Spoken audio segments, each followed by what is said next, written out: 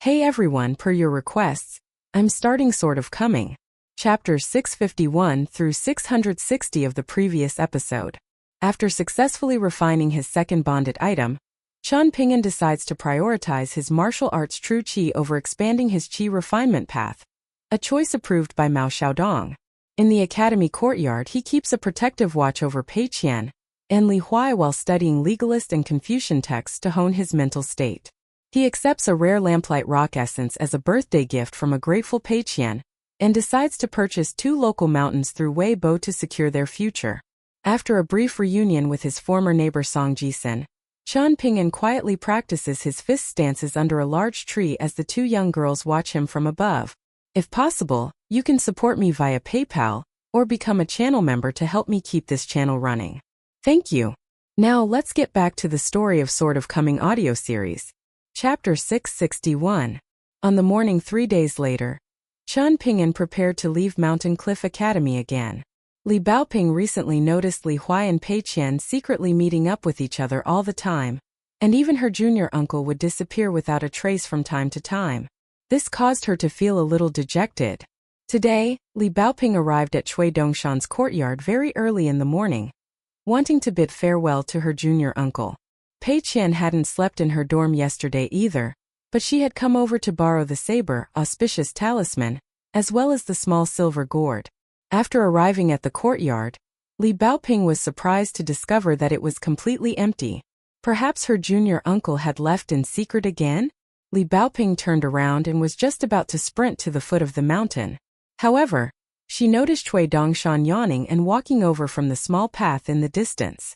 Li Baoping jumped around on the spot, ready to shoot off like an arrow at any given moment. "Where's junior uncle?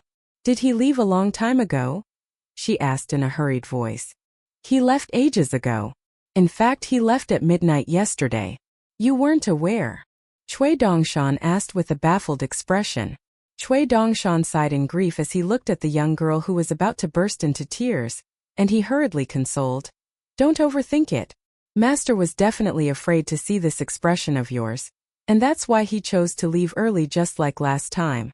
Your junior uncle clearly changed into new clothes and new boots already, yet he still decided against entering the academy in the end. I was the only one accompanying Master back then, and he would look back 3 times with each step that he took." Li Baoping sniffled as she listened to this. "How about I accompany you to the lake so you can take some time to relax?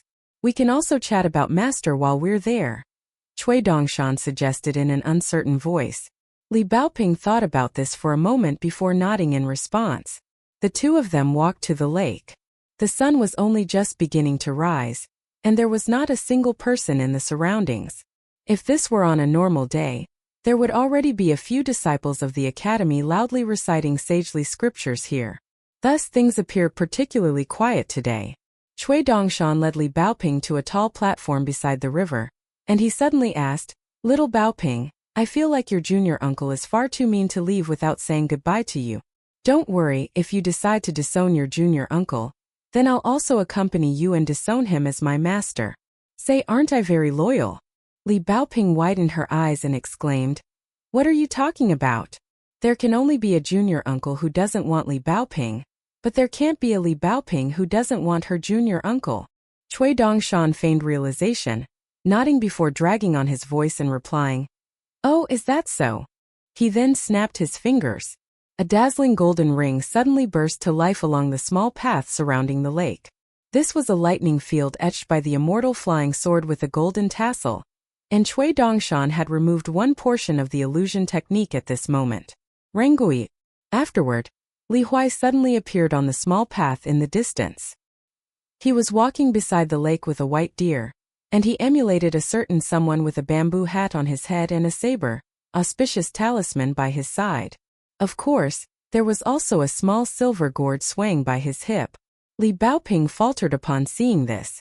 After walking for a while, Li Huai introduced himself loudly, saying, "I, Li Huai, have cultivated in seclusion for 3 days and finally mastered a myriad of powerful techniques. This time, I'm going to properly gauge the abilities of the elites around the cultivation world, as I descend the mountain to travel around the continents." Cui Dongshan snapped his fingers again. Another two figures appeared not far from the elevated platform, and the pitiful Julien and Shiro were reduced to playing the roles of wicked bandits. Right now they were violently beating two frail scholars, Yu Lu and Lin Shuyi. "Stop!" Li Huai bellowed loudly. Julien blocked Li Huai's path and roared. "You also have to pay a toll to pass with your life." Li Huai roared with laughter and replied, "Foolish little bandit, you actually dare to rob me, great hero Li? Since I've encountered injustice today, I'm going to roar and charge over to deal with the problem. If you're so capable, then why don't you try to take the money from me?" Julien dashed forward with sharp footwork that displayed his might as a grandmaster, and he unleashed fist after fist into Li Huai's chest. However, Li Huai remained unmoving as he reared his head and roared with laughter. Julien was stunned, and it was as if he had been struck by lightning. His opponent's body was like a sieve that completely filtered out his power. "Geez, young hero. Such incredible internal energy," he stammered. He then flew backward and collapsed to the ground, convulsing 2 times. He was most likely dead, and his role was much like that of the lowly subordinates in the Cultivation novels. In fact, he already had a significant amount of screen time, seeing that he was able to say a few words to the young hero. Shiro awkwardly walked over and unleashed a soft palm strike at Li Huai. Li Huai casually swung his hand from a distance and said with loud laughter, "Scram!" As if being wounded by a burst of astral energy, Shiro spun several times in the air before thudding to the ground in the distance. She raised a hand and pointed at Li Huai, forcefully suppressing the shame, grief, and indignance in her heart as she asked, "Just where did such a powerful cultivator come from? I've never heard about such a profoundly powerful elite in the cultivation world." Li Huai raised a palm and held it vertically in front of his chest, pretending to be a monk as he replied, "My sincere apologies.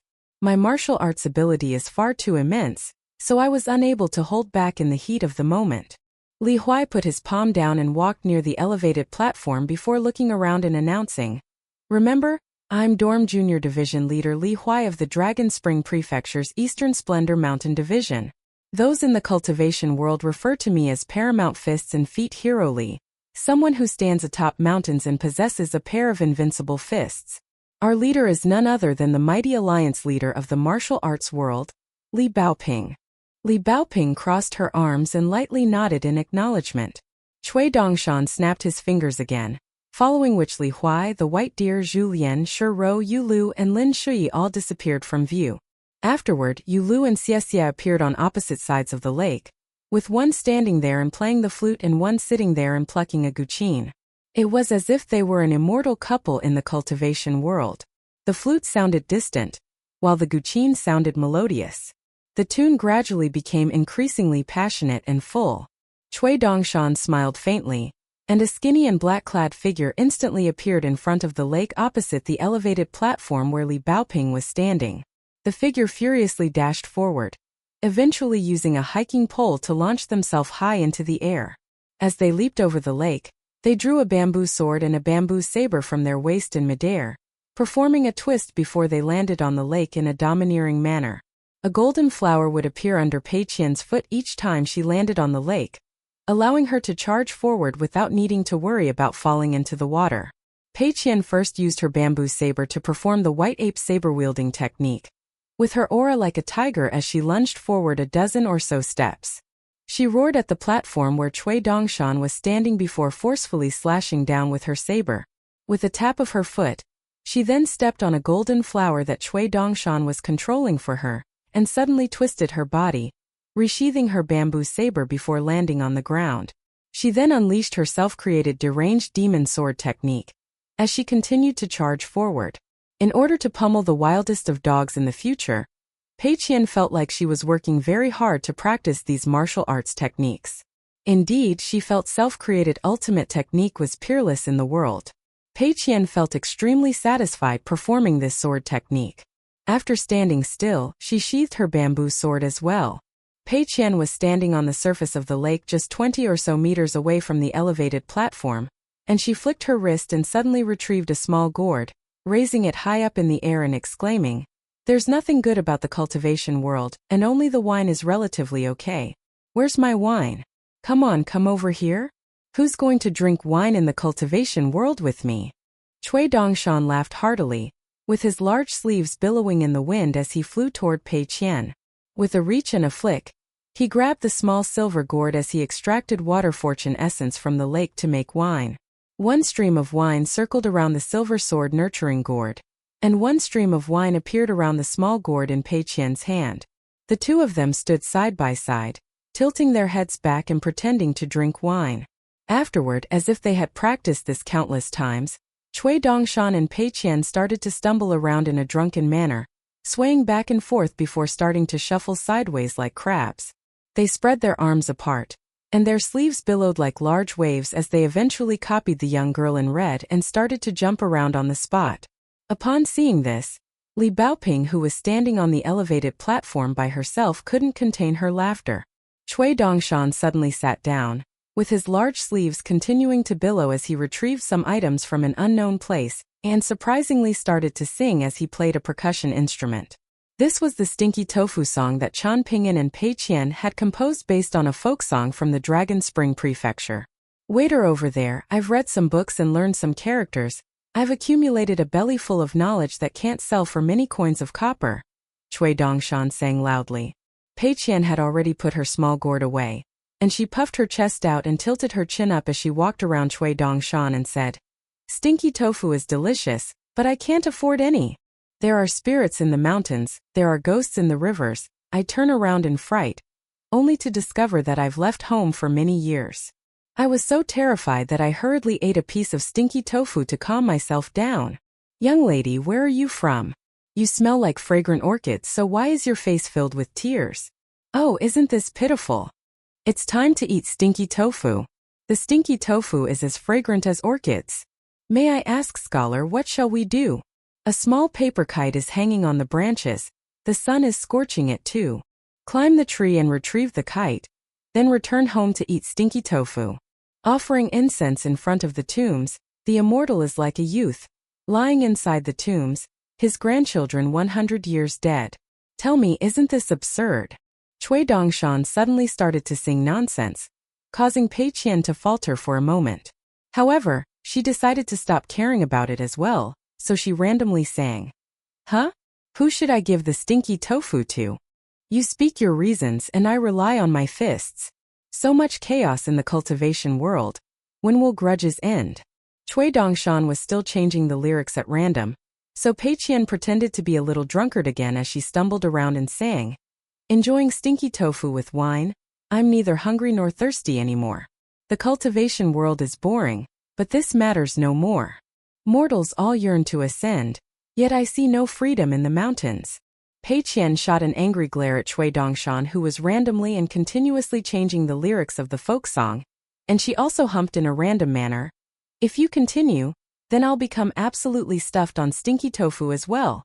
Cui Dongshan didn't make things difficult for Pei Qian anymore, and he stood up and asked, You've had stinky tofu to eat, and you've had wine to drink, so where is the sword, immortal? Pei Qian was also astonished and she asked in reply, That's right, there's no wine left, so where is the sword, immortal? The two of them looked at the elevated platform before suggesting in unison, Why not try to call for him? Little Baoping took a deep breath before shouting, Junior uncle. Cui Dongshan snapped his fingers, and Li Huai and the others reappeared around the lake. Everyone looked toward the peak of Eastern Splendor Mountain. Li Baoping also looked over. A snow-white figure dashed over from the peak of the mountain. His aura was magnificent as he landed on the surface of the lake. Golden sweet wine billowed in the wind, making him appear like a white-robed immortal standing atop a serene mirror. Chan Ping'an wasn't carrying sword immortal on his back, and there was only a sword-nurturing gourd hanging by his waist. Chan Ping'an reached forward. Cui Dongshan retrieved a sword from his minimization treasure, running 2 fingers over it before copying Li Baoping's catchphrase and commanding, Off you go! The sword flew out of its scabbard and sliced through the air. Chan Ping'an caught the hilt of the sword and swung it through the air, bringing it behind his back.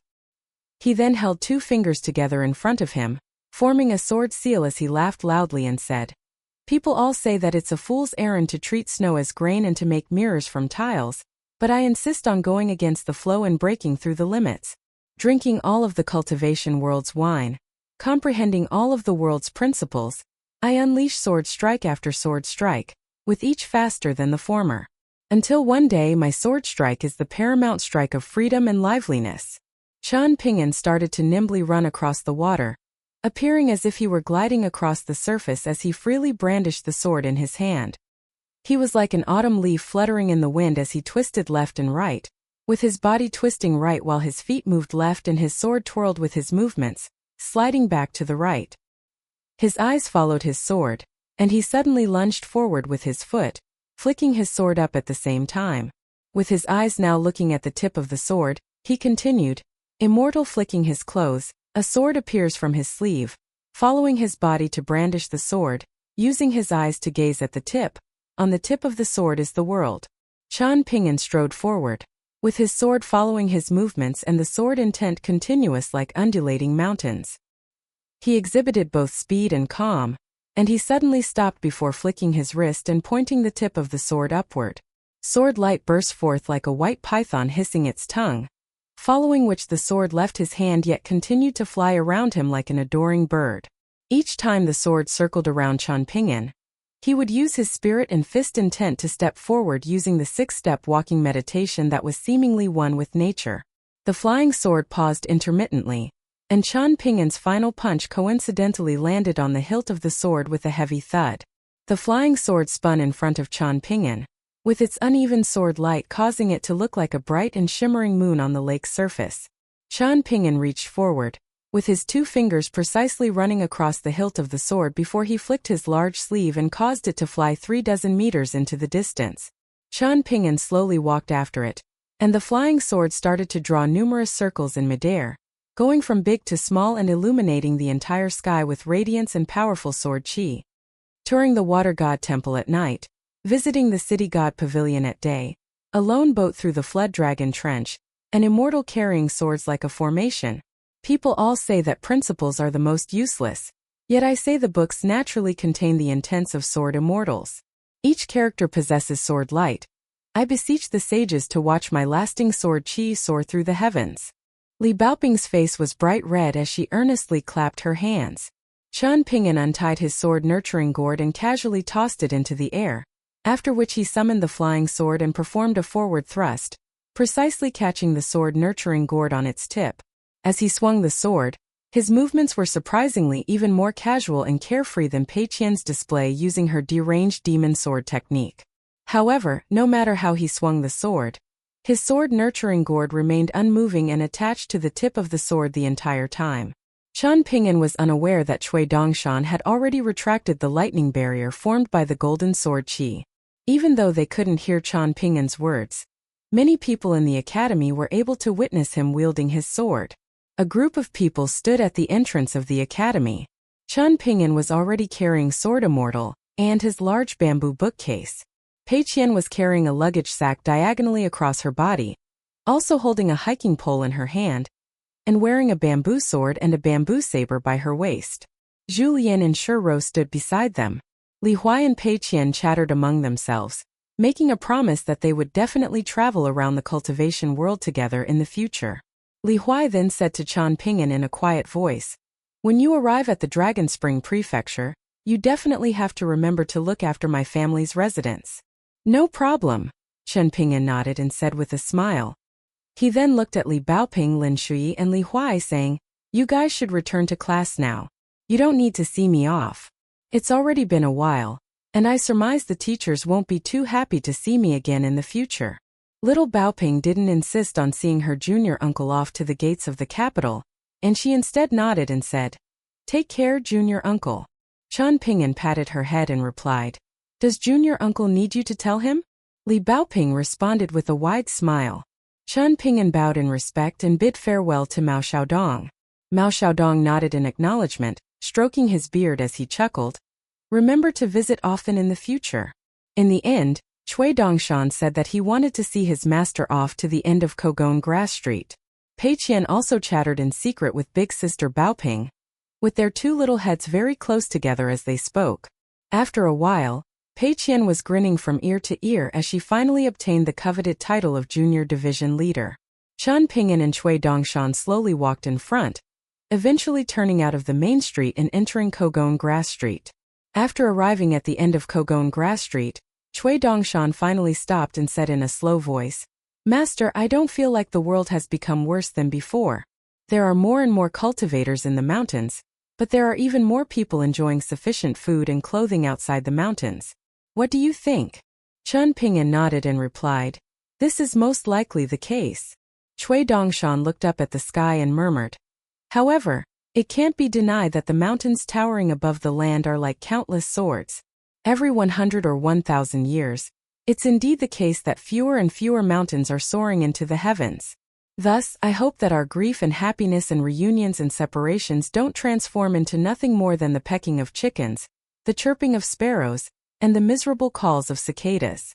Cui Dongshan raised a hand and pointed high up, continuing, "In the skies higher above, there are always the calls of cranes that are extremely distant from the earth. Even so, they instill a feeling of melancholy in people. After looking up and seeing them and hearing them, people will no longer be able to forget them." Chen Ping'an smiled and replied, "It's very good that you're able to think." He then hesitated for a moment before continuing, "Your master hasn't read enough books yet, and his knowledge is still limited. I'm not able to give you an answer right now, but I'll make sure to ponder on the matter.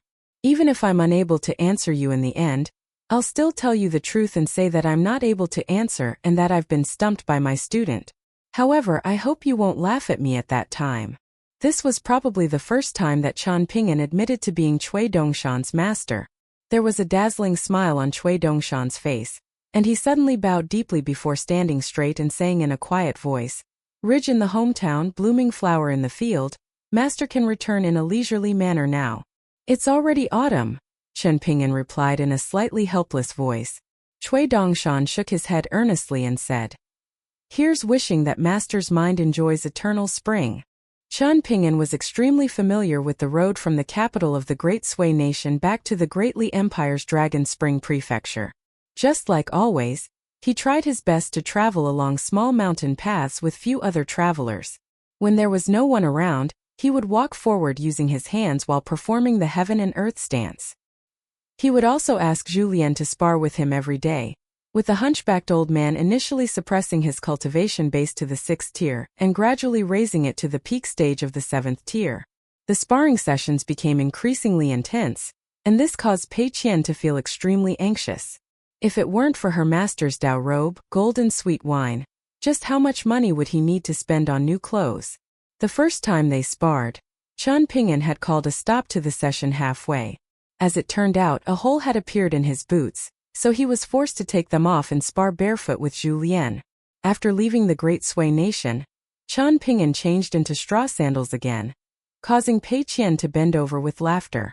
Afterward, Chen Ping'an made a pair of straw sandals for Pei Qian as well, and the tan little girl was no longer able to laugh. The straw sandals were extremely sturdy, and they were actually more reliable than ordinary boots when it came to traversing mountains and crossing rivers. Even so, they were ultimately coarse and harsh on one's feet. Fortunately, Chen Ping'an didn't insist on forcing Pei Qian to wear it the entire time. While Pei Qian used a needle to pop the blisters on the soles of her feet, Julien stood beside her and made fun of her the entire time. The old man and the little girl were used to making fun of each other every single day. Chen Ping'an was sitting by a stream, and he removed his straw sandals and placed his feet in the water as his mind wandered far away. He wasn't feeling nervous as he walked closer and closer to his home, but compared to his first distant journey, there were indeed many more things for him to worry about. There was his ancestral residence in Clay Vase Alley, the bamboo building on Downtrodden Mountain, the purchasing of mountains that he had discussed with Wei Bo, his 2 businesses in Dragon Riding Alley, the repair works of the clay bodhisattvas and deities in the immortal tomb, and many other small matters. There were many things that Chen Ping'an had never needed to think about before, yet he would often ponder on them now. As for what he did after visiting his hometown, he planned to travel to Bamboo Scroll Lake to visit Gukin first. He would then head to the Colorful Garment Nation to visit that husband and wife as well as their old maidservant who was very good at cooking. He definitely needed to visit Sword Saint Song Yushao in the Watercombing Nation as well, and he still owed this senior a meal of hot pot. Of course, Chen Ping'an also wanted to show off to the Sword Saint, saying that the girl whom he loved also loved him back. Things weren't as terrifying as Senior Song had made them out to be. This was called liking the new but not getting tired of the old. As a result, he was able to accumulate more and more wealth. Chen Ping'an felt was a good habit, one that was just as good as his talent in coming up with names. This was one of the few skills that Chen Ping'an was quite proud of. He suddenly turned around and said to Pei Qian, "When you travel around the cultivation world with Li Huai and the others in the future, you don't need to be too restrained and you shouldn't emulate my behavior either. I do actually want to emulate Master, but I'm not able to emulate Master even if I want to," Pei Qian replied with an embarrassed expression. Julien smiled and quipped, "Pei Qian, let me compose a dictionary of flattery for you in the future. It will definitely become a bestseller in the cultivation world, and I'll make sure to split the profits evenly with you at that time. You can't go back on your word. We'll split the profits 50-50 in the future," Pei Qian said with a serious expression. Julien raised a hand and pointed at Pei Qian, sighing, You've completely lost yourself to money already. This is a pit that you can never climb out of." Pei Qian pretended to be Li Huai, swaying her head back and forth as she made a face and said, "I'm not listening, I can't hear you." Chen Ping'an gave a knowing smile and asked, "I heard Li Huai say that you guys have decided to go around and dig up treasures in the future? Oh, what a divine couple.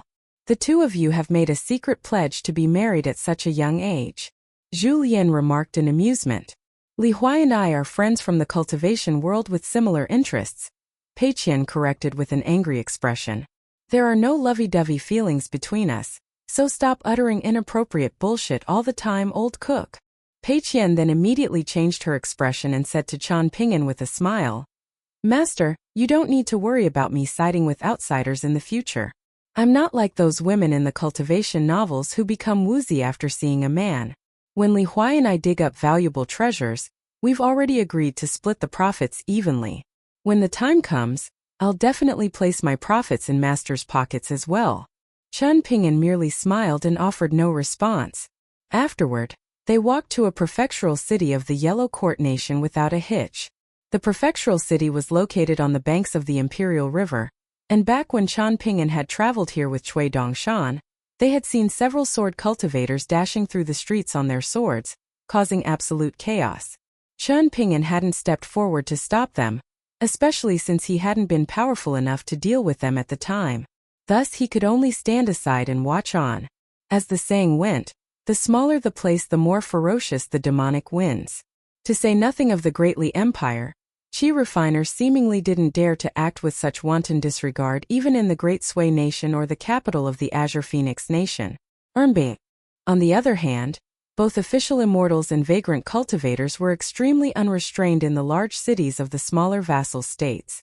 In fact, even ordinary commoners had no option but to count themselves unlucky if they were detrimentally affected by the cultivators. This was because they had no avenue to seek justice. The imperial court was unwilling to deal with these matters, as it was both troublesome and of little benefit. The local officials didn't dare to deal with these matters, while the indignant and chivalrous individuals were also incapable of dealing with these matters. It was in this prefectural city that Cui Dongshan had visited the Zhilan Chao clan scripture library, and subdued the little girl in pink and the little boy in azure.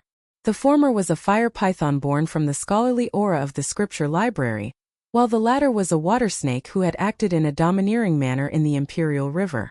The little girl in pink could be regarded as a so-called scholarly spirit born from the essays and poems that were renowned throughout the world. As for the little boy in azure, Wei Bo explained in a letter that he appeared to have some relationship with Lu Chan.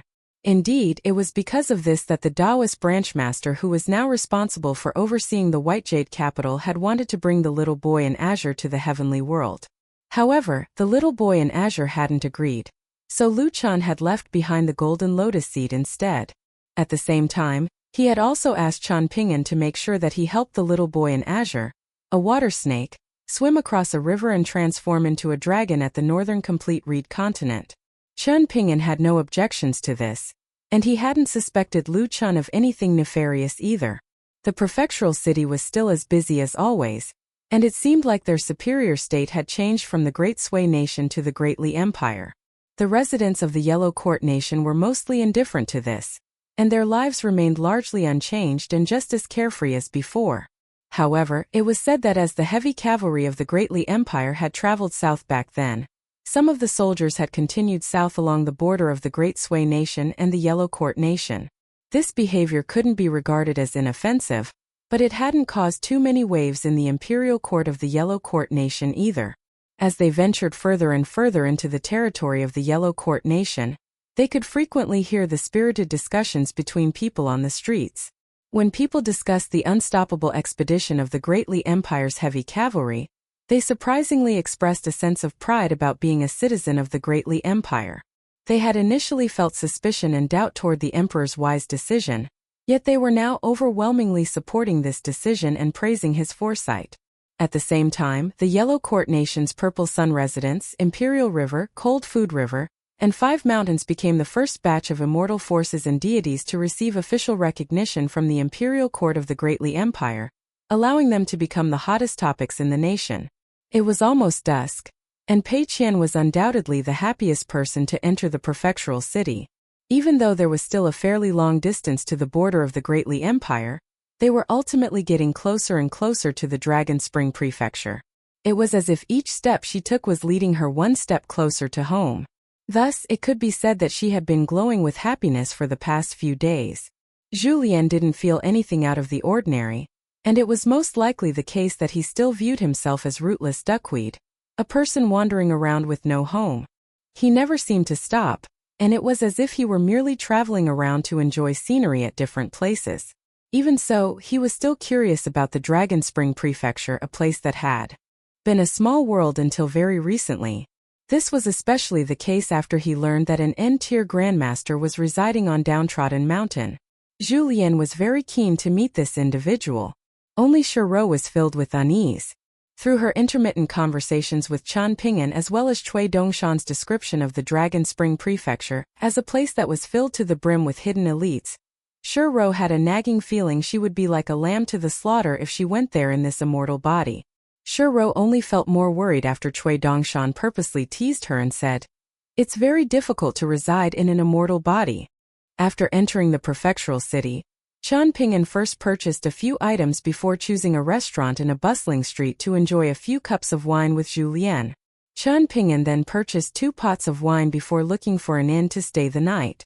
As Chen Ping'an walked through the prosperous streets of the prefectural city, he didn't come across any carefree sword cultivators who were treating the world as their playground. Otherwise, Chen Ping'an wouldn't mind directly punching them off their flying swords as they wantonly hurt innocent people.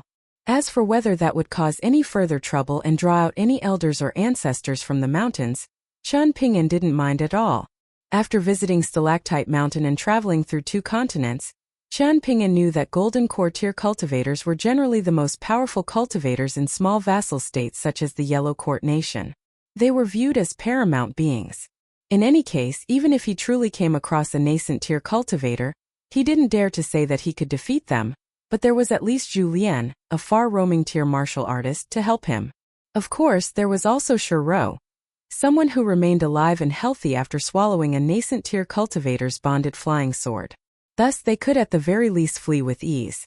Back then, Chen Ping'an and his companions had stayed in the private residence of the Yellow Court Nation's previous assistant minister, one that was hidden in the mountain forests. Assistant Minister Chang was a great scholar of the Yellow Court Nation, and he had written Gently Flicking Iron Sword, a book that was well renowned throughout the literati world in the northern regions of the eastern treasured Vile continent. It was only afterward that Chen Ping'an had learned of the truth. In reality, Assistant Minister Chang had appeared several times throughout the history of the Yellow Court Nation, adopting a different identity and appearance as he traveled around the world each time. When Chen Ping'an and his companions had coincidentally traveled past his residence, the old assistant minister had warmly welcomed them to his place. There was a large cliff near the serene residence, and this cliff was a famous and incredibly beautiful landmark that attracted a continuous stream of visitors. Afterward, Cui Dongshan had further revealed that the old assistant minister was a remnant flood dragon from the ancient Shu nation who had laid dormant for an extremely long time. However, with his personal recommendation, the old assistant minister had already been recruited by the imperial court of the Great Li Empire to assume the position of deputy mountain master at Forest Deer Academy. The old flood dragon's eldest daughter was also the founder of the Purple Sun residence, the most powerful immortal force in the Yellow Court nation, while his youngest son was the river god of the cold food river. The former was a golden core tier flood dragon, yet due to the limits of her aptitude, she had attempted to use heretical cultivation methods to advance her cultivation. She had ultimately broken through the barrier and advanced to the nascent tier, yet it was a shame that her advance hadn't been perfect. Thus, she didn't need to dream about advancing a single step in the next 100 years. Flood dragons and their kind were uniquely talented when it came to cultivation, yet things would become incredibly difficult for them after they formed a golden core.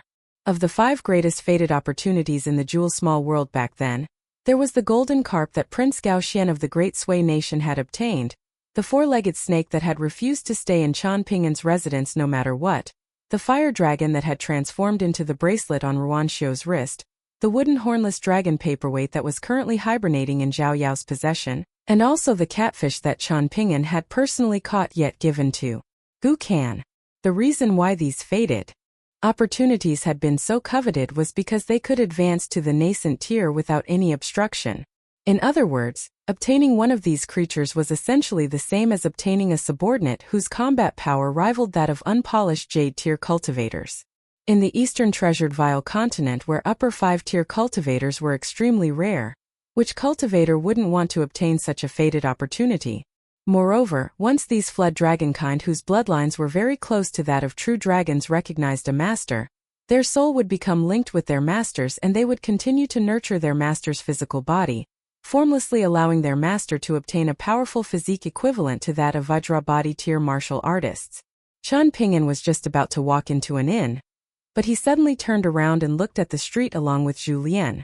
A tall and aloof woman gracefully walked over, stopping in front of Chan Pingan and the others before smiling faintly and saying fluently in the official dialect of the Great Li Empire, "Young Master Chan, my father is good friends with Wei Bo, the formal god of the Great Li Empire's southern mountain. He's assumed the position of Deputy Mountain Master in Forest Deer Academy, and he once hosted young Master Chan in the Yellow Court Nation. Before leaving the Yellow Court Nation, Father told me that I need to be a good host and shouldn't show any neglect if young Master Chan ever travels through this place.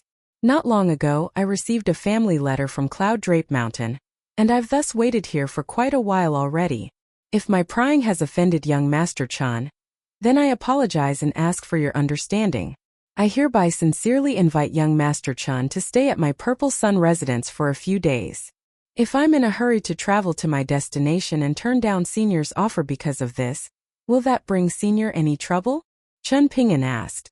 The tall woman who was the daughter of the old flood dragon, Chang Shuidong, and also the founding ancestor of the Purple Sun residence smiled and replied, "Naturally not. However, I genuinely wish that young Master Chan could stay at the Purple Sun residence for 1 or 2 days. The scenery there is quite good, and there are also some specialties from the mountains that are fairly decent. If young Master Chan turns down my offer, I won't be scolded or interrogated by my father and mountain god Wei. If young Master Chan is willing to generously accept my offer, however, I'll definitely gain some minor goodwill with my father and mountain god Wei, both of whom are fair in reward and punishment." Chan Pingan hesitated for a moment before nodding and saying with a smile, "All right, then I'll be in Senior's care for 1 or 2 days?" The tall woman, also a remnant flood dragonkind from the ancient Shu nation, retrieved a carved boat that was as small as a lady's finger. After tossing it to the ground, mist permeated into the surroundings as the small boat suddenly transformed into an exquisite luchuan that was 3 levels tall and filled with engraved railings and luxurious buildings. The luchuan could easily hold 40 to 50 passengers. Fortunately, the tall woman had silently waved her arm when tossing the immortal treasure, dragging the passers-by on the street to the 2 sides of the street. At the same time, she retrieved a stack of multicolored talismans from her sleeve, and upon letting them go and allowing them to drift to the ground, the talismans immediately transformed into numerous lithe and beautiful young women. They were absolutely stunning, and it was difficult to reconcile the fact that they had only been a stack of talismans a brief moment ago. Their movements were nimble, and they rapidly carried over a boarding plank from the luchuan. The tall woman smiled and said, "Please follow me, young master." Pei Qian was enthralled by what she saw, and felt like she also needed to obtain these 2 treasures in the future. She would obtain a luchuan and a stack of talisman humans even if she needed to sell many of her treasures. After all, this was far too impressive. Chen Ping'an slapped the back of Pei Qian's head before leading her onto the boat with the tall woman. Under the watchful gazes of everyone on the streets, the luchuan slowly ascended into the sky before sailing away in the wind, traveling extremely quickly as it covered several kilometers in the blink of an eye. Chen Ping'an and his companion stood on the immortal ship owned by the old ancestor of the Purple Sun residents, and beneath them was the imperial river that stretched for almost 500 kilometers. Chen Ping'an stood in front of the railings with Pei Qian and gazed down at the sprawling mountains and rivers that looked much like a painting. Chen Ping'an was involuntarily reminded of his hometown, as well as all of the prefectures, counties, towns and marketplaces that he had visited on his journey back to the Dragon Spring Prefecture. He remembered all of the tall mountains and magnificent rivers that he had visited. He was also reminded of the people from his hometown. Among the classmates who had left the Jewel Small World together with teacher Ma from the private school, Li Huai and Lin Shui had ultimately decided to travel to Mountain Cliff Academy with Chen Ping'an and Li Baoping. Meanwhile, Dong Xuejing had chosen to remain in the small town, while Shi Chuanjia had decided to move to the capital of the Great Li Empire with her clan. In reality, Chen Ping'an's impression of them was also very good. Dong Xuejing was simple and honest, and most likely because of his background, Chen Ping'an had felt the greatest affinity with him in the past. Shi Chuanjia always wore twin braids, and she was extremely lively and adorable and also looked very clever. Chen Ping'an didn't feel like their choices were incorrect. Deep down in his heart, Chen Ping'an hoped that his hometown would remain the same as always. Regardless of whether it was Dong Xuejing and Shi Chuanjia who had chosen to stay behind or Lu Xianying and Gu Qin who had chosen to leave and go to a faraway place, Chen Ping'an hoped that they still remembered the mountains and rivers of their hometown. Of course, Chen Ping'an still needed to take a detour on his way back home. He needed to pay a visit to that female ghost wearing a bright red wedding dress, the one who had a plaque with the golden characters "Beautiful Water, Noble Wind," hung high upon the gate of her residence. Some words had been suppressed in his mind back then, so it was now time to tell them to the female ghost. Evening arrived, and Dong Xuejing hung up a sign to signal that his wonton shop was closed for the day. Even so, he wasn't in a hurry to pack up and close the door. After doing business here for a while, he knew that there were always worshippers who would visit the shop when climbing up the mountain and promised to buy a bowl of wonton when they climbed down the mountain afterward. These worshippers might be slightly delayed, so Dong Xuejing would still wait for an hour or so even after he put up the closed sign. However, Dong Xuejing didn't ask the two helpers whom he had hired to wait with him. When the guests eventually arrived, Dong Xuejing would personally enter the kitchen to cook for them. Even if the helpers who had come from impoverished backgrounds wanted to stay behind and help their boss, Dong Xuejing would still earnestly refuse their assistance. Dong Xuejing's wonton shop became more and more famous, and this caused many wealthy individuals in the newly built Dragon Spring Prefecture to invite him to open a few extra branches in the prefectural city. However, Dong Xuejing politely turned down all of their requests. Apart from the wonton shop located on the waist of the mountain with a mountain god temple, Dong Xuejing had also bought half a street of residences using the huge sum of money he had earned from selling one of his ancestral residences in the small town. Apart from a single residence to stay in, he rented all of the remaining residences to other people. Dong Xuejing was also one of the first local residents to pick up treasures for a cheap price. There were many lone elders among his neighbors where his two ancestral residences were located, and these elders who had grown up in the small town were extremely stubborn in nature. They refused to sell their ancestral heirlooms no matter how much money the outsiders offered, saying that they could live in a pile of gold and silver at night. After they died, perhaps these treasures could fill their coffins and accompany them to the next life? The immortal disciples from the mountains had remained patient and continued to negotiate with the elders who might become a rack of bones in a few years' time. They felt like these elders were impervious to reason, yet they hadn't dared to forcefully snatch the treasures either. Thus, it was inevitable that they left in great disappointment, with their huge sums of immortal currency unable to buy any valuable treasures. After Dong Xuejing visited these elders, however, they were always willing to sell their treasures for much cheaper than the prices offered by the outsiders. It was unknown whether the elders were doing this out of nostalgia for the young man whom they had watched growing up, or whether Dong Shuijing's silver tongue was truly so persuasive. In the end, the elders were half selling and half giving their treasures to Dong Shuijing. After a few trips to Oxhorn Mountain's cloth wrapper shop, it was another astronomical sum of money into Dong Shuijing's pockets. In combination with some unexpected windfalls he had obtained from diligently exploring the mountains and rivers, Dong Shuijing was able to look for Prefectural Overseer Wu, County Magistrate Yuan, and Kiln Supervision Official Chow, officials who had visited his wonton shop before, and silently buy many more pieces of land. Before one knew it, Dong Shuijing had already become one of the wealthiest individuals in the newly constructed Dragon Spring Prefecture.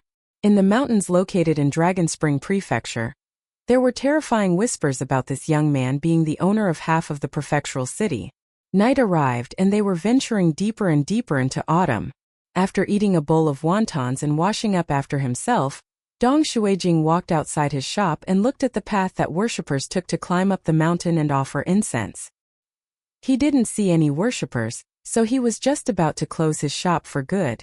Even though there was no worshipper descending the mountain, there was unexpectedly a young master in Confucian robes ascending the mountain. Dong Shuijing was familiar with this person, so he smiled and welcomed him inside the shop, cooking him a bowl of wontons and also bringing over a pot of self-made rice wine. From the beginning to the end, the two people purposely conversed using the local dialect of the Dragon Spring Prefecture. Dong Shuijing spoke slowly, afraid that the other person wouldn't be able to understand him otherwise. His customer was a strange person called Gao Xian, someone who claimed to be a wanderer who had come to Cloud Drape Mountain's Forest Deer Academy to seek knowledge. He wasn't especially fluent in the official dialect of the Great Li Empire, yet he still insisted on learning the local dialect of the Dragon Spring Prefecture from Dong Shuijing. After Gao Xian finished eating his wontons, Dong Shuijing poured 2 bowls of rice wine for them to enjoy together. If one wanted to make fragrant rice wine, then choosing the correct water and glutinous rice was of utmost importance. There was no shortage of suitable water in the Dragon Spring Prefecture, and Dong Shuijing had asked Kiln Supervision Official Chow for the required glutinous rice. The rice was transported from a farm in the Great Li Empire all the way to the Dragon Spring Prefecture, and Dong Shuijing was able to purchase it for much below market price. As a result, a relatively large winemaking operation appeared in the prefectural city of the Dragon Spring Prefecture. The rice wine produced in the prefectural city was already being sold to as far as the capital of the Great Li Empire, although it couldn't be said that the business was making a huge sum of money quite yet. Even so, the outlook was very positive, and it was expected to make more and more money as time went on. The restaurants and wine shops in the capital of the Great Li Empire gradually accepted and approved of the rice wine made in the Dragon Spring Prefecture, and coupled with the existence of the Jewel's Small World as well as all kinds of immortal rumors, the rice wine seemingly tasted even more fragrant. Regarding the sales channels of the rice wine, Dong Shuijing had consulted County Magistrate Yuan. Meanwhile, his strategy of selling high volumes for low margins had received approval from Wu Yuan. Finally, County Magistrate Yuan had also helped Dong Shuijing enter the market of the capital, with Kiln Supervision Official Chow being responsible for the transport of the glutinous rice. Among Prefectural Overseer Wu, County Magistrate Yuan, and Kiln Supervision Official Chow, Wu Yuan enjoyed the highest ranking and status. Even though the 4th rank position of Prefectural Overseer couldn't be regarded as extremely lofty, Wu Yuan was the youngest of all Prefectural Overseers in the Great Li Empire. At the same time, he was someone whom the Imperial Court of the Great Immortal wasn't willing to underestimate. After all, Wu Yuan's teacher was none other than Imperial Preceptor Cui Chan. However, it was a shame that Wu Yuan's reputation actually became worse after he received a promotion and left the capital. This was because County Magistrate Yuan had been severely ignored and marginalized by the large clans before the Dragon Spring County had been promoted to the Dragon Spring Prefecture. The Imperial Preceptor had placed high hopes in him, yet he had struggled immensely and failed to bring things under control. Even so, Wu Yuan had an impressive teacher, so everyone else was still incredibly envious of him. Regardless, Wu Yuan had already become a relatively big joke in the Imperial Court of the Great Li Empire. On the other hand, the Imperial Court of the Great Li Empire was more optimistic about County Magistrate Yuan and Kiln Supervision Official Chow. Not only were the two young talents direct descendants of pillar clans in the empire, but they were also performing exceptionally well in their respective jurisdictions in the Dragon Spring Prefecture. Nui, County Magistrate Yuan was responsible for the construction of some immortal residences and abodes in the mountains in the west, and it was also thanks to him that works pertaining to the Mountain of Porcelain as well as the Scholarly Temple and the Martial Sage Temple had been successfully commenced and completed.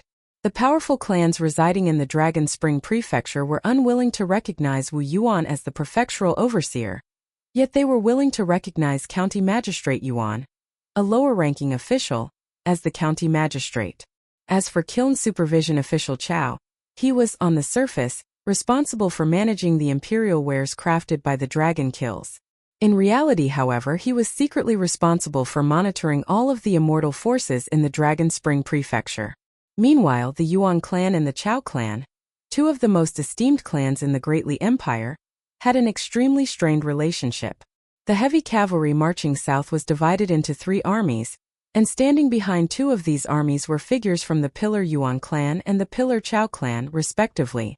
Despite all this, Dong Shuijing was still able to gain the support of the 3 people for the sake of an unremarkable small business.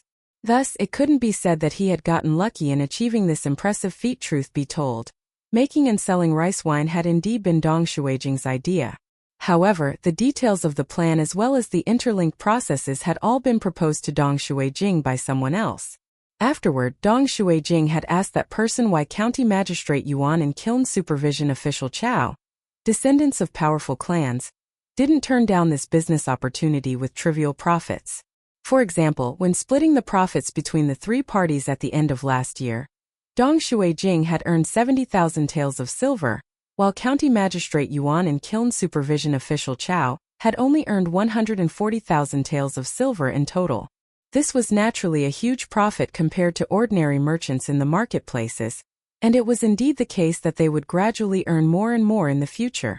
However, after learning about the clan businesses of the Yuan clan and the Chao clan, Dong Shuijing was genuinely unable to understand why they would entertain such measly profits. That person had told Dong Shuijing that transactions and businesses in the world were not only categorized as big or small, noble or lowly, they were also categorized as clean or dirty. Being able to earn huge profits in businesses that risked the death penalty was indeed a reflection of one's abilities. Equally, being able to earn small but continuous profits in clean businesses was also a reflection of one's skills. Moreover, there were many small businesses that had the opportunity to transform into huge moneymakers if their potentials were fully realized. These businesses could become staple businesses that consolidated the power and influence of large clans for decades, or even centuries. In the end, that person had retrieved an ordinary copper coin and placed it on the table, pushing it toward Dong Shuijing, who was sincerely seeking guidance and saying, "Even the pure white continent's Lu clan, the god of wealth in the majestic world, began their journey to immense wealth with a single copper coin. Have a good think about this." That person had sat there with his sword on his back, and after answering Dong Shuijing's question, he had strode away saying that he needed to visit the capital of the Great Sui nation. If he were lucky, then he might even be able to meet the founder of commercialism. The old man looked inexperienced on the surface, yet he had once won the trust of the world by performing a Tao integration mystical ability and summoning a length of heavenly wood. In the end, he had also obtained recognition and approval from the etiquette sage. Dong Shuijing had mulled over the question for a long time, and he had suddenly remembered that the person had eaten 2 large bowls of wonton and drank 1 entire pot of rice wine. Yet he had left after giving Dong Shuijing a single copper coin. Dong Shuijing was very stingy when it came to doing business, but he didn't feel like he had made a loss that time. Instead, he felt like he had made a profit. Gao Xian saw that Dong Shuijing was slightly adrift as he drank wine, so he smiled and asked, "There's something on your mind? You can feel free to tell me about it. I might not be able to help, but I can at least be a good listener to shopkeeper Dong's complaints and grievances." Dong Shuijing shook his head and joked, "I was randomly pondering on the future, and I don't have any complaints or grievances to air. I'm completely knackered when I return to my home in the prefectural city every day, and after counting my earnings, I immediately fall asleep when my head hits the pillow. When I open my eyes again, it's already a new day and time to get busy again. I always have plenty of things to do." "I truly envy you," Gao Xian sighed and said with emotion. Dong Shuijing was rendered speechless. However, he didn't think that Gao Xian was purposely trying to act melancholy. After all, everyone had their own burdens to bear, and this had little to do with whether one was wealthy or poor. Dong Shuijing didn't reply, and he took a sip of self-made rice wine. All of the pots of wine in the wonton shop had the red label of the Dong clan winery torn off, lest people try to start any rumors and cause any trouble. Dong Shuijing didn't want his simple shop, a place to temper his mind, to become chaotic and filled with drama. Up until today, very few people in the Dragon Spring Prefecture knew about how much wealth Dong Shuijing truly possessed. This was the case even though there were so many immortals and powerful beings gathered in the prefecture. After paying for his food and wine, Gao Xian said that he was going to continue climbing the mountain such that he could watch the sunrise from the mountain peak tomorrow. Upon hearing this, Dong Shuijing handed the shop keys to Gao Xian and said that Gao Xian could stay the night in the shop if he eventually changed his mind. That way, he could at least have a place to shelter from the elements. However, Gao Xian turned down Dong Shuijing's offer and continued up the mountain by himself. Meanwhile, Dong Shuijing descended the mountain, coincidentally coming across Su Ruo, who had most likely just returned from the capital of the Great Sui nation. Su Ruo said that he wanted to eat a bowl of wontons to satiate his hunger, after which he would head to the Immortal Ferry Station at Oxhorn Mountain and continue his journey to the capital of the Great Li Empire. As a result, Dong Shuijing had no option but to climb up the mountain and reopen his wonton shop.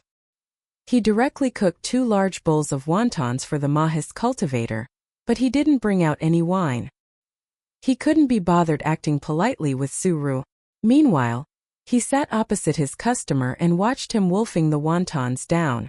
"Guess who the young man climbing up the mountain is?" Su Ruo said in a muffled voice. Dong Shuijing hadn't given this much thought before, and his relationship with Gao Xian had been largely free from impurities and exchanges of benefits. Dong Shuijing enjoyed this kind of relationship, and this was the case even though he enjoyed doing business as well. After all, doing business wasn't the be-all and end-all of his life. In any case, since Su Ruo asked this question, Dong Shuijing was naturally smart enough to join the dots and come up with an answer. "He's a prince of the Great Sui Nation's Gao clan? He's come to the Great Li Empire as a royal hostage." Su Ruo nodded in confirmation. Dong Shuijing hesitated for a moment before asking, "Can we not make any transactions pertaining to Gao Xian?" Su Ruo smiled and replied, "There's no reason to say no. The reason I'm mentioning this to you is because I hope you can understand one thing." "Please go ahead, Mr. Su," Dong Shuijing said with a serious expression. It was only during times like these that Dong Shuijing was willing to refer to Su Ruo as Mr. Su. Su Ruo shot a glance at the shop counter, and Dong Shuijing immediately understood his intentions and walked over to grab a pot of wine, placing it on the table in front of the Mahis cultivator. Su Ruo drank some rice wine, and the fragrance of the wine lingered in his mouth as he explained. "One needs to be hardworking when running a small business, and one naturally needs to remain hardworking even when one's business grows bigger. However, the importance of information will also grow greater and greater. You need to discover the details that everyone else glosses over, and you need to uncover the information hidden inside these details. There will eventually come a day when you can take advantage of this information. You don't need to feel resistant to this practice. Heaven and earth are vast, and telling you to uncover this information isn't telling you to go out and engage in harmful business. Engaging in positive business is always about being able to benefit all parties involved." Dong Shuijing nodded in understanding. "What do you think about the personalities displayed to you by Wu Yuan, County Magistrate Yuan, Kiln Supervision Official Chao, and Gao Xian?" Su Ruo asked. "Prefectural Overseer Wu is gentle, County Magistrate Yuan is rigorous, Kiln Supervision Official Chao is relaxed, and Gao Xian is carefree," Dong Shuijing replied slowly. "Why do you say this?" Su Ruo asked. Dong Shuijing had the answers in his mind already, so he didn't hesitate at all as he answered. "Prefectural Overseer Wu's master, Imperial Preceptor Cui Chan, is displaying his impressive abilities right now, so Prefectural Overseer Wu has to remain grounded. He can't get ahead of himself and overstep the boundaries, lest he invite unwanted jealousy and conflicts. The Yuan clan has always had a culture of care and rigor, and if I remember correctly, their clan precepts contain the phrase, conceal wind and gather water. Many descendants of the Chao clan are members of the border army, and their clan culture is also relatively relaxed and open. This is correct, but in reality, this is only the surface-level appearance, Su Ruo said. You're able to notice, and many other people are able to notice it as well. As such, this can't be regarded as information that will help you grow your wealth. You need to dig deeper and analyze further, and you need to consider the long-term state of the imperial court as well as the trend of the empire. This information might not help your businesses right now, but once you develop a habit of discovering this information, you'll ultimately be able to reap benefits for an entire lifetime. I understand, Dong Shuijing replied with a nod. Su Ruo smiled and continued, I'm not a genuine saber-lending cultivator, so the things I can teach you are also very limited and shallow. However, you possess the talent to understand both simple and profound principles. I'll be visiting you less and less in the future, and in some sense, I can also be regarded as information that belongs to you. I'm not trying to brag, but this is unique news that's quite significant. So, if you ever come across any insurmountable challenge in the future, you can naturally do business with me as well. There's no need to feel embarrassed about this. Dong Shuijing nodded in response. Su Ruo retrieved a peace and safety tablet and said, with the current state of your business, you don't actually possess the right to own this peace and safety tablet of the Great Li Empire. However, I've obtained several peace and safety tablets over the years, and leaving them in my hands is completely useless. As such, I've decided to give all of them away. Just treat this as me having a discerning eye and having high hopes for you, and that I'll be seeking dividends from you in the future. Take a trip to the prefectural office tomorrow, and the local officials as well as the Ministry of Rights of the Imperial Court will make official records pertaining to your possession of a peace and safety tablet. Dong Shuijing didn't turn down Su Ruo's offer, and he immediately accepted the peace and safety tablet and carefully placed it into a pocket. It wasn't an exaggeration to say that this peace and safety tablet was worth as much as several cities. Casting one's gaze across the vast northern region of the eastern treasured vile continent, countless emperors, officials, official immortals, vagrant cultivators, and deities hope dearly to obtain a peace and safety tablet. I hear that your future father-in-law went to the Parasol Leaf continent and appeared in this small town, his hometown, when returning to the northern complete reed continent. Did you take this opportunity to visit him? Su Ruo asked in a teasing manner. Dong Shuijing didn't know whether to laugh or to cry, and he replied in helplessness, Uncle Li had already left the small town by the time I learned of his visit. Su Ruo smiled and asked, do you want to know how your rival Lin Shui is doing at Mountain Cliff Academy? Yes, I do, Dong Shuijing replied with a nod. Su Ruo smiled and remained silent. How much money? Dong Shuijing directly asked. Su Ruo reached over and caused a pot of rice wine to fly over from behind the counter and into his hand, replying, he's yet to reach the upper 5 tiers, but he's rapidly gaining renown in the capital of the Great Sui nation already. If you don't work hard and allow Lin Shui to advance to the upper 5 tiers first, then you'll essentially be allowing huge amounts of fated opportunities to rush toward him. Perhaps he'll be able to earn hundreds of thousands of taels of gold and silver with a single snap of his fingers. At that time, it's very possible that he'll end up overtaking you. Dong Shuijing hesitated for a moment before saying, I naturally don't want to lose to Lin Shui. However, how much or how little one earns has no bearing on some matters. Su Ruo smiled and stood up with the pot of rice wine in his hand, replying, having is better than not having, and having more is better than having less. There are many problems that money seemingly can't resolve, but at the end of the day, it's simply the case that one doesn't have enough money yet. Dong Shuijing also stood up, asking, Mr. Su, why is it that you still haven't told me about the true purpose of saber-lending cultivators even until today? Why have you only taught me some commercialist techniques? Su Ruo chuckled and retorted, only. Dong Shuijing was slightly puzzled. Su Ruo didn't say anything else as he left the wonton shop. Dong Shuijing cleaned the table and dishes and closed his shop for the day, after which he descended the mountain and returned to the prefectural city of the Dragon Spring Prefecture. The young man viewed himself as someone who reeked of copper, and he treated the stars and moon as his cloak as he walked through the night. At the Dragon Spring Sword Sect leader Ruan Qiong had recently taken in a dozen or so unofficial disciples, causing the previously empty mountains to finally become a tad more lively. Many outsiders engaged in spirited discussions, speculating how many of these unofficial disciples Sage Ruanqiong would eventually take as in-house disciples. It was thanks to the Greatly Empire's imperial Song clan regarding Ruanqiong, the sword-forging sage, very highly that he had temporarily taken so many unofficial disciples. The imperial court had especially chosen a dozen talented children and teenagers and even dispatched a squad of 1,000 elite cavalry to guard them, bringing them to the entrance of the Dragon Spring Sword sect located at the foot of a mountain. Ruanqiong had been forging a sword at the time, so he hadn't descended the mountain to greet them. Instead, the group of new disciples had been greeted by a young man in black, who had just advanced to the Golden Core tier, and fervent expressions had appeared on the unofficial disciples' faces when they learned that the man in black was a genuine Golden Core tier Earth immortal. In reality, Ruanqiong's position as a sage, the accompanying group of elite cavalry from the Greatly Empire, and the sect-level status of the Dragon Spring Sword sect had already left very deep impressions in the unofficial disciples' minds. It was said that cultivating and becoming an immortal in the mountains was a path that was filled with unknowns and dangers.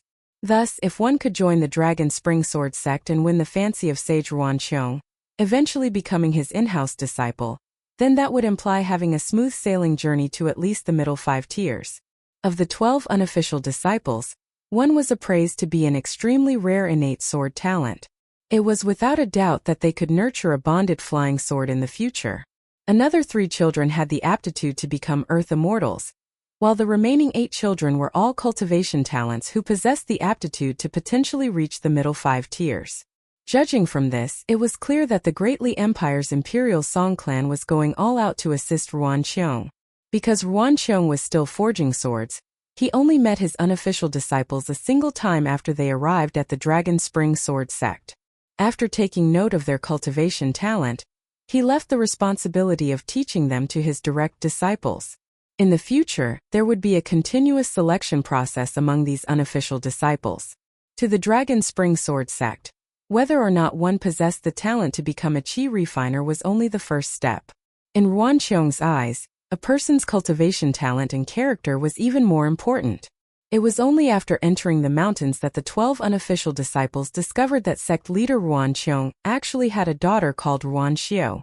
She liked to wear green clothes, and she always tied her hair into a ponytail. She was the type of person that one couldn't forget after taking just a single glance. Some of the young men were secretly delighted, but they didn't dare to let their feelings show.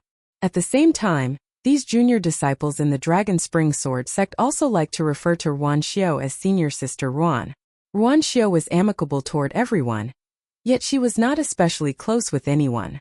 She had told them several times that they didn't need to call her senior sister, yet she was still unable to change their habit. That being the case, she dropped the matter and allowed them to call her senior sister if they wanted.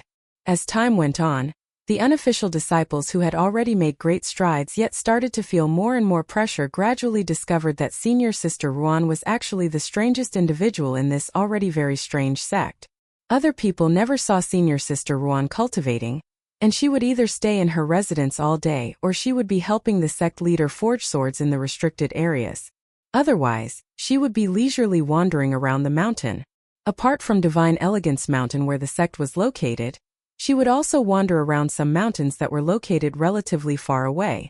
This included Treasured Scripture Mountain, Rainbow Cloud Mountain, and Immortal Herb Mountain, 3 mountains that neighbored Divine Elegance Mountain. It was only a long time after the unofficial disciples joined the sect that they found out that these 3 mountains surprisingly didn't belong to the Dragon Spring Sword sect. Instead, the sect had leased these mountains from someone for 300 years. Apart from wandering around the mountains, Ruanxiu also spent some time feeding the courtyard full of hens and chicks. From time to time, she would glance at the Golden Core tier disciple from afar as he explained the methods of cultivation, the unique meditation techniques of the Dragon Spring Sword sect, and a high-grade sword technique that was apparently from the Wind Snow Temple.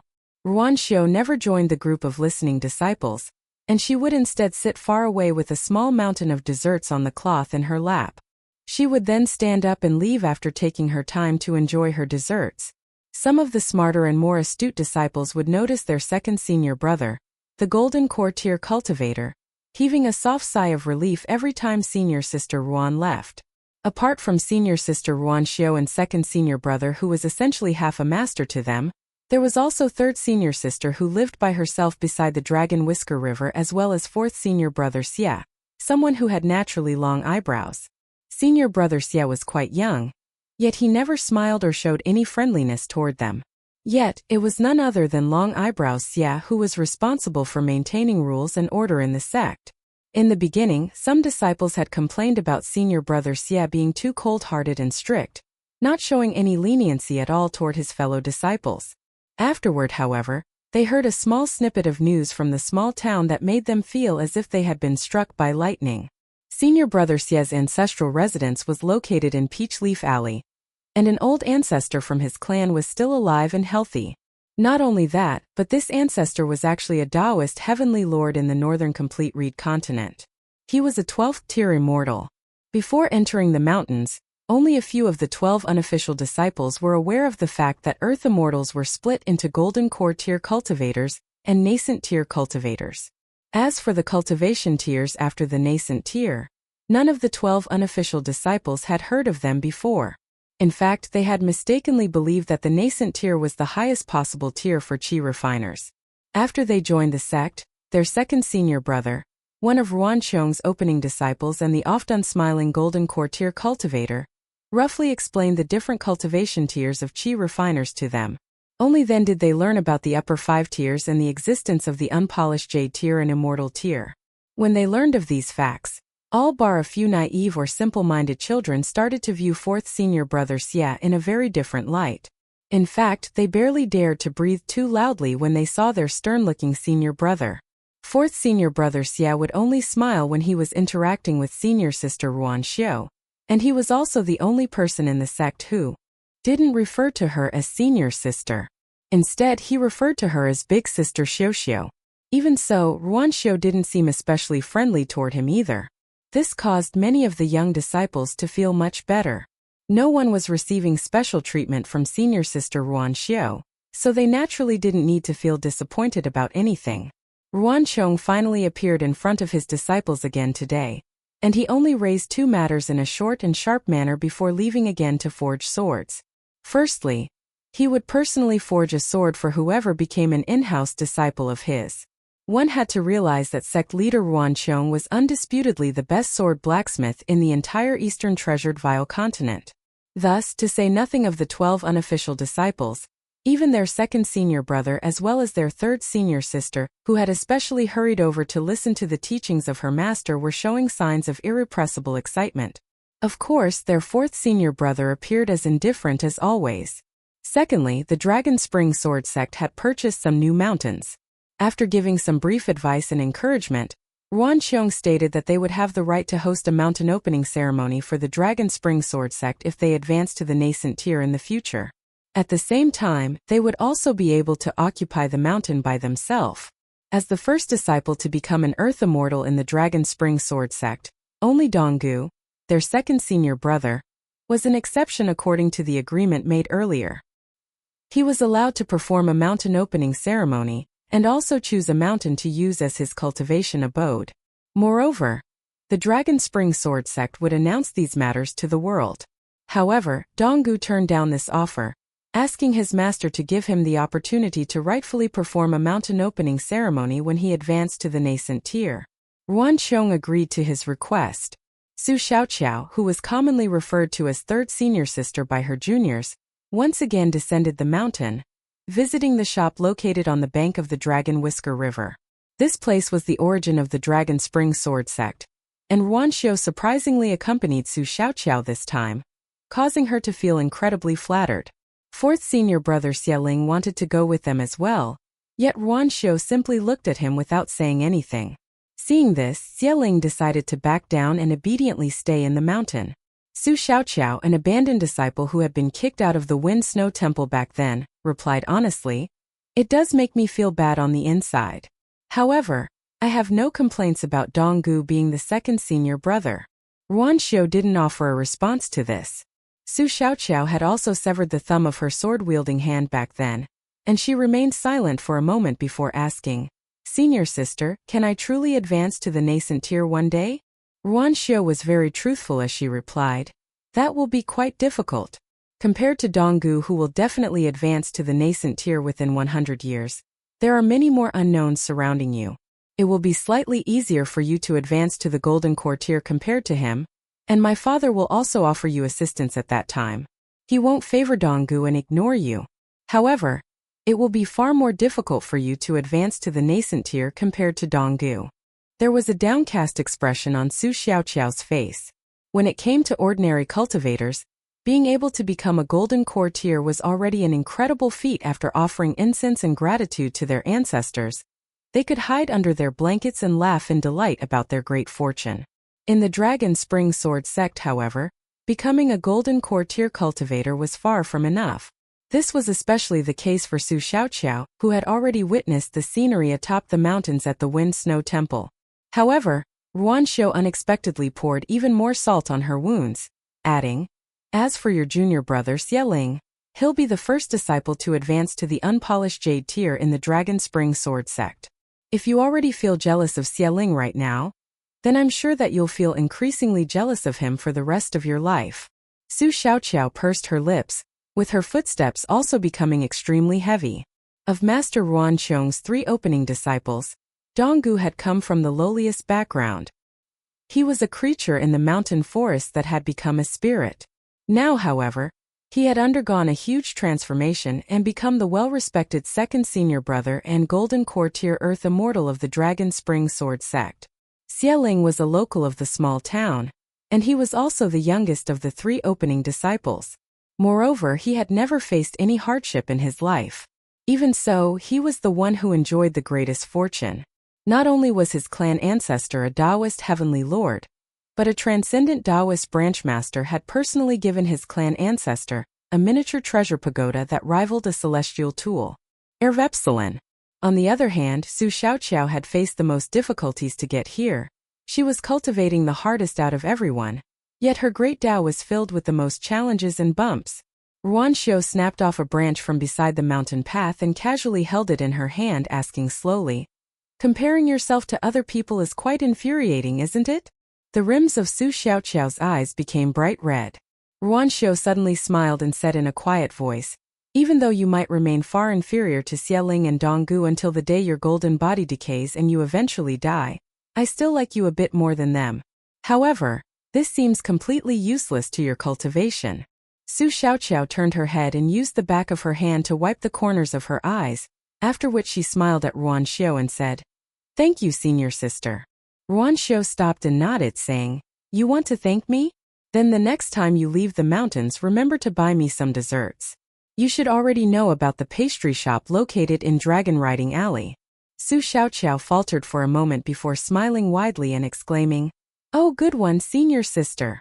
Ruan Xiu also started to chuckle with her. Ruan Xiu only accompanied Su Xiaoqiao to the foot of the mountain where the archway with the characters Dragon Spring Sword sect, bestowed by the emperor, or the previous emperor to be more exact, was located. After saying goodbye to Ruan Xiu, Su Xiaoqiao channeled her qi and stepped on her flying sword to soar away on the wind. In the Dragon Spring Prefecture, only disciples of the Dragon Spring Sword sect had the privilege of flying through the city. If any other earth immortal dared to take flight, then Ruan Qiong wouldn't care about any sagely principles or whatnot. Several groups of cultivators from the Great Li Empire had tried their luck in the very beginning, as had sword cultivator Chao Jun. In the end, they had all received punishment from Ruan Qiong, with some being killed and some being wounded. Ruan Xiu stood at the foot of the mountain and looked up at the plaque on the archway. Her father didn't like the prefix of Dragon Spring, for the Dragon Spring Sword sect, and this was a feeling that his 3 opening disciples were well aware of. Ruan Qiong hoped that of his 3 opening disciples, one of them would be able to remove the prefix of Dragon Spring in the future. That way, they could be known as the Sword Sect and stand atop the peak of the mountains in the eastern treasured Vile continent. At that time, the disciple who achieved the feat would also be recognized as the sect leader in waiting. Ruan Xiu believed that she understood the knot in her father's heart fairly well, but each time he asked her to cultivate more earnestly during their private conversations, her mind would be filled with the thought of desserts, braised pork, and other delicacies, even though she nodded and replied yes. This caused Ruan Xiu to feel slightly guilty. Thus, she pushed these thoughts out of her mind and decided against asking her father to improve the meals prepared for her junior brothers and junior sisters and adding some more meat. It was a great pity that her junior brothers and junior sisters missed out on this opportunity. Ruan Xiu was unwilling to view herself as their senior sister, and it was indeed the case that she wasn't looking after them enough. Just as Ruan Xiu was riddled with guilt and about to return up the mountain, Ruan Xiong silently left Divine Elegance Mountain and arrived at the Dragon Spring Prefecture's prefectural office. Prefectural Overseer Wu Yuan had already been waiting for a long time, and he didn't make any small talk with Sage Ruan Xiong as he directly explained an official matter. In the territory of the Great Li Empire, some immortal forces that were very likely supported by foreign nations were itching to make a move. This had been extremely pronounced since spring, with a total of 3 major conflicts taking place. One conflict had resulted in the death of 7 Sticky Rod officials, causing the imperial court to become enraged. After learning about the details of the conflicts and understanding the intention of the imperial court, Ruan Xiong thought for a moment before replying, "I'll ask Xiuxiu, Donggu, and Su Xiaoqiao to represent me and listen to the instructions of the imperial court." Wu Yuan was clearly surprised and slightly uncomfortable with this, and he asked, "Miss Xiuxiu is also going to leave the Dragon Spring Prefecture?" In reality, Ruan Xiong had formed a secret alliance with the Great Li Empire's Imperial Song clan a long time ago, with many agreements and clauses pertaining to their responsibilities and recompense already discussed clearly and recorded on paper. Over the past few years, however, it had always been the imperial court of the Great Li Empire giving without taking anything in return. Even though the imperial court was now asking for the Dragon Spring Sword Sect's help according to their contract, the Ministry of Rights had already made clear their position on a secret letter delivered via a flying sword. They would regard Sage Ruan Xiong as being sincere enough as long as he was willing to send a single person, that being Golden Courtier Earth Immortal Donggu. They definitely couldn't make excessive demands of the Dragon Spring Sword Sect. Thus, Wu Yuan naturally didn't dare to wantonly make his own decisions. As a result, Wu Yuan naturally felt uncomfortable when he learned that Ruan Xiu was also going to leave the mountains. Most likely understanding the reason for the discomfort expressed by Wu Yuan and the imperial court of the Great Li Empire, Ruan Xiong smiled and said, "Rest assured, I'll remind Xiuxiu to try her best to remain uninvolved when they leave to deal with this matter. Moreover, I won't take my anger out on the Great Li Empire even if an accident does occur." Wu Yuan still didn't dare to agree. Ruan Xiong was saying this now, but how could Wu Yuan dare to believe this? Worldly matters were complicated, so if a slightly significant accident were to occur, would that not damage the relationship between the Great Li Empire and the Dragon Spring Sword Sect? If the huge effort of the Imperial Song clan ended up for naught, then the entire Great Li Empire would most likely have no option but to rely on his master, Cui Chan. Thus, Wu Yuan didn't beat around the bush either, saying that he had to report this matter to the Ministry of Rights first. Ruan Xiong nodded and said, "I'm fine with that. However, please endeavor to give me a reply as soon as possible." Prefectural Overseer Wu. After pausing for a moment, Ruan Xiong asked, "I want to pick a few people from the Lu clan refugees and prisoners to become unofficial disciples of my sword sect.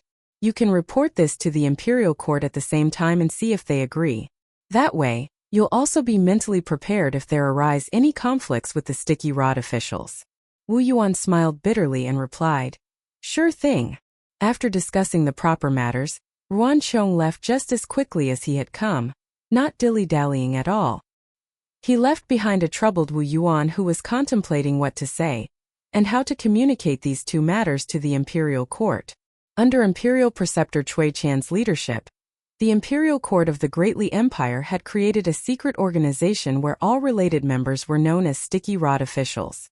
Each time they received an order to leave the capital, they would do so in groups of 3, with one person from the Ministry of Astronomy, one physiognomy reader, and one naturalist cultivator. These Sticky Rod officials were responsible for identifying and recruiting cultivation talents for the Great Li Empire. 1. If a person were chosen by a Sticky Rod official, then they would have to leave with them even if they were already scouted by other immortal forces but had yet to enter the mountains. Indeed, other cultivators all had to give way to these Sticky Rod officials. This was most likely the reason for their title of Sticky Rod officials as well. After Cui Chan became the imperial preceptor, and the Great Li Empire started to flourish, many conflicts had occurred due to the actions of these sticky rod officials. However, embroidered tiger Cui Chan always supported the sticky rod officials without exception, so the official immortals and vagrant cultivators of the Great Li Empire eventually gave up after being hard done by several times. In some immortal force led by a nascent tier cultivator, a golden core tier cultivator had already tested a young man for a whopping 6 years, working meticulously to polish this piece of cultivation jade. Just when he was about to take the young man as a direct disciple who inherited his lineage, however, a group of sticky rod officials who were coincidentally passing by also discovered the young talent. The old golden core tier cultivator was enraged by the unreasonable sticky rod officials, but he was still willing to offer a huge sum of immortal coins for the young man. Even so, the sticky rod officials still insisted on taking the young man away. The two sides had argued incessantly, and this had eventually triggered a bloody battle and led to the deaths of 2 sticky rod officials, with only one managing to escape. Theoretically speaking, the actions of the elderly golden core tier cultivator were completely reasonable, and he had already given the imperial court of the Great Li Empire enough face. Not only that, but the immortal force that he belonged to was also a top-notch force in the Great Li Empire. In the end, however, his immortal force was still surrounded by an army of 6,000 heavy cavalry and almost 100 martial secretaries. In addition, there were also hundreds of incredibly precious Mahis mechanisms as well as 100 or so chi refiners and pure martial artists recruited by the Ministry of Justice. The imperial court euphemistically called this a military exercise. The battle was bloody, and the Great Li Empire went as far as to summon the formal god of the northern mountain. In the end, the immortal force that was once the largest in the northern region of the Great Immortal had half of its sect destroyed, suffering grave damage and being relegated to the weakest of the second-rate forces. The nascent tier ancestor was killed in battle, and the elderly golden core tier cultivator was also beheaded by a general of the Great Li Empire. Afterward, a sword cultivator traveled around with the shriveled and indignant head of the golden core tier cultivator, displaying it to several mountains along the border region. Afterward, the immortals residing in the Great Li Empire had toned down significantly, with even the domineering forces that had allied with the imperial court very early on starting to educate and warn their direct disciples. It was said that following the conclusion of the battle, Imperial Preceptor Cui Chan, who rarely ever left the capital, had appeared atop the severely weakened mountain. He hadn't massacred the traitors on the mountain in a brutal display, and he had instead simply instructed someone to erect a stone tablet on the mountain, saying that it would be useful in the future. However, the stone tablet atop the mountain remained blank even until today, and it was unknown whether the imperial preceptor had forgotten about the ancient matter or whether the time was not yet ripe. Atop a towering mountain in the northern region of the Great Li Empire that had been occupied by an immortal force for many years, an elder in Confucian robes who had just ascended the mountain not long ago stood in front of a blank stone tablet that had no characters inscribed on it. He placed his hand on the stone tablet and turned around to gaze toward the south. The old man was the only person atop the mountain, and there was not a single person accompanying him. All of the senior cultivators of the immortal force who had experienced the bloody massacre many years ago trembled in fear as they gathered in an area not too far away from the peak of the mountain. As for the young disciples who had joined the immortal force afterward, they were strictly instructed to remain in their own residences. If anyone dared to disobey, then they would be tossed out of the mountain after their bridge of immortality was severed.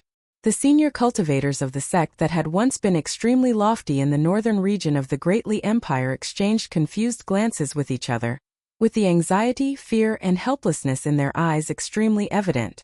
They were afraid that the imperial preceptor would suddenly issue a command to exact revenge on them, completely annihilating their immortal force that had just started to recover some vitality.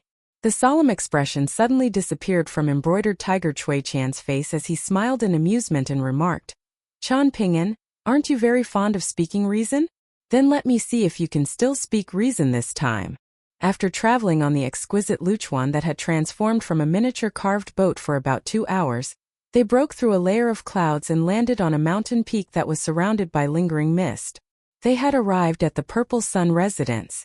Gazing down from high up, it was clear that the scale of this immortal sect was no inferior to that of a royal palace in the mortal world. Located in the central region was a magnificent structure that shimmered purple and gold under the bright rays of sunshine. After Chen Ping'an and the others disembarked the Luchuan, the tall and slender woman who referred to herself as Cave Spirit True Lord Wu Yi transformed the Luchuan back into a miniature carved boat and placed it inside her sleeve. As for the group of beautiful young women, they were turned into a stack of talismans that the Cave Spirit True Lord unexpectedly didn't take back. Instead, she casually waved her sleeve and sent them into a gurgling river not far away, causing them to transform into wisps of spiritual energy that fused into the water. A tall and skinny old man immediately appeared on the opposite bank of the river in a tactful manner, falling to his knees and kowtowing to Wu Yi as he exclaimed, "The minor god of the incense temple pays his respects to Ancestor Cave Spirit True Lord. I thank Ancestor for Ancestor's great kindness and virtue." Julien smacked the back of Pei Qian's head and commented in a quiet voice, "A like-minded friend of yours has appeared. Are you not going to run over to enjoy a hearty conversation with him?" Pei Qian rolled her eyes in response. "You can return to your incense temple if there's no other matter to report," Wu Yi said with a look of indifference. The deity hurriedly stood up and took his leave, transforming into a streak of azure smoke that contained specks of golden light as he vanished into the river. Chen Ping'an nodded in understanding. "Young Master Chen, where are the people who were traveling with you last time? For example, the little girl wearing the red jacket whom my father liked the most. Why don't I see a single one of them?" Wu Yi asked in a casual manner. Chen Ping'an smiled and replied, "They're all studying in the Great Sui Nation." Wu Yi appeared slightly disappointed. Her father had once revealed to her that the tall young man using the pseudonym of Yu Lu was actually the crown prince of the destroyed Lu Empire. His concentrated dragon aura was like the most amazing delicacy in the world. Her father hadn't devoured him for whatever reason back then, and Wu Yi hadn't dared to act without permission in front of him. Thus she had also let the opportunity slip by. It was hard to say whether she would get an opportunity to fill her belly in the future, and perhaps doing so would allow her to break through the godforsaken barrier of the Golden Core tier. In order to advance to the nascent tier, the so-called end tier of the Great Tao for flood dragons nowadays, her younger brother had gone as far as to become the river god of the cold food river. Meanwhile, she was earnestly practicing some heretical cultivation techniques of the Taoist sect, and it couldn't be said that they were completely useless. However, progress was so slow that she wanted to pull her hair out. Was she truly going to live in her father's shadows for the next 100 years or 1,000 years? Was she truly going to live in fear, afraid that her father would suddenly become hungry one day or require nourishment after fighting to the death with someone and thus decide to devour his 2 children? Back then, she and her pitiful little brother had accompanied their father to visit Imperial Preceptor Cui Chan of the Great Li Empire. That hadn't been a very good experience. An embroidered tiger Cui Chan had used an ancient inkstone to channel a mystical ability and forcefully shave 300 years off their father's cultivation. Afterward, their father had taken his anger out on them, beating them in a merciless manner. However, the end result was fairly good, with their father finally deciding to leave the Yellow Court Nation. It was as if a huge weight had been lifted from her and her brother's shoulders. After all, their violent father had already devoured countless children in the past hundreds upon thousands of years. Meanwhile, the Purple Sun residents and the Cold Food River also became entities recognized by the Imperial Court of the Great Li Empire, allowing them to become independent from the Yellow Court Nation. Wu Yi was naturally a pseudonym, and as the old ancestor of the Purple Sun residents, her true identity was that of a flood dragon descended from the ancient Shu nation. If it weren't for the letter that her father had personally sent over, Wu Yi would have ignored Chen Ping'an even if he were accompanied by far-roaming tier martial artist subordinates. Their lives were on completely different paths, so it was only natural that they each went their own ways without interfering with each other. If it weren't for her father's letter, would she be willing to be so proactive and polite, going as far as to personally travel over to invite Chen Ping'an? Would she go against her personality to squeeze out a smile at the young man? Wu Yi walked slowly as she led Chen Ping'an and the others along a wide path beside the river, and this was a path that was paved from large slabs of stone tiles and was surprisingly smooth and even. In fact, they could clearly see their own reflections on the stone tiles. Still holding her hiking pole, Pei Qian kept staring at the mirror-like stone tiles, making faces and chuckling in delight as she stared at her own reflection. Wu Yi hadn't conversed much with Chen Ping'an on the Luchuan, so she took this opportunity to roughly explain the origin and history of the Purple Sun residents to him. Chen Ping'an's responses could only be regarded as barely passable. When it came to these kinds of matters, to say nothing of the wind lightning fields Lu Baqiao, even Li Huai was more skilled at handling them than him, most likely because he had formed a water palace and refined his water seal. Chen Ping'an could detect the wisps of water fortune contained within the large stone tiles as he walked across them. Nui. He looked around at his surroundings, and he quickly came to a realization. Flood dragons and their kin had to cultivate near water, and even if the foundation of their great Tao appeared to have a stronger affinity with the mountains, they would still have to obediently leave the mountains when they needed to form a golden core. They needed to enter rivers and waterways to transform into flood dragons or dragons, and it was inevitable that they needed to come into contact with water. It was likely that the cultivators of the Purple Sun residents couldn't figure out why their founding ancestor had chosen this location to establish the sect no matter how they racked their brains. The Purple Sun residence was a top-notch immortal force in the Yellow Court Nation, yet it wasn't constructed atop a mountain peak like most ordinary immortal forces. Instead, it was constructed beside a beautiful river with an open view of the surroundings. The river formed from converging streams originating from the mountain forests was called the Iron Plate River, and this river was upstream of the White Swan River, the third largest river in the Yellow Court Nation. In other words, it could be regarded as the source of the majestic White Swan River. Meanwhile, the White Swan River was ranked only behind the Cold Food River and the Imperial River in terms of size, so it naturally had a river god recognized by the Imperial Court of the Yellow Court Nation. This river god was allowed to form a gold statue and construct a temple, helping the Imperial Hong clan of the Yellow Court Nation guard the river that stretched for more than 400 kilometers. One had to realize that in the numerous nations of the majestic world, appointing mountain gods and river gods was an incredibly important matter that pertained to the fortunes of a nation. At the same time, this could also determine the stability of an emperor's rule. However, because each nation could only appoint a limited number of deities, with the formal gods of the five mountains being an utmost priority, it was often left to the founding emperor to decide the appointments. Future emperors generally wouldn't change these appointments carelessly, as doing so would lead to significant ramifications that severely damaged the nation. In fact, the ruling emperors weren't able to casually reappoint ordinary river gods, river guardians, mountain gods, and mountain lords who were subordinate to formal river gods and formal mountain gods either. Regardless of how incompetent and senseless an emperor was, they wouldn't be willing to mess around with these matters. Similarly, officials in the imperial court wouldn't dare to allow the emperor to act carelessly regarding these matters no matter how immoral and sinister they were. Whenever the national treasury was in a healthy state and able to purchase enough immortal currency, and once permission was obtained from one of the 72 Confucian academies, a noble scholar could personally travel to the mountain or river of interest and guide them, thereby allowing the nation to rightfully take possession of the territory. This would also allow the nation to appoint an additional deity, which would in turn provide additional fortune and stability to the nation. This practice was regarded as a sign of peaceful and prosperous times, and it was a practice that would definitely be praised by the officials and celebrated by the entire nation. The emperors would often be extremely pleased as well, and they would choose to give amnesty to many prisoners since they would undoubtedly be described as nation-rejuvenating emperors or wise emperors in the history books. However, as impressive as this was in the mortal world outside the mountains, cultivators in the mountains often ridiculed this practice as adding a layer to a commoner's coffin and adding wood to an emperor's throne. This was something at which they turned their nose up. However, why were there so many illegal temples and shrines in the various nations regardless of how many times they were banned and dismantled? Were the imperial courts of the nations truly too weak to eradicate these illegal temples? In reality, many illegal temples tacitly approved by the imperial courts were actually unrecognized by the Confucian academies. As such, it was impossible to have a noble scholar assign an official deity.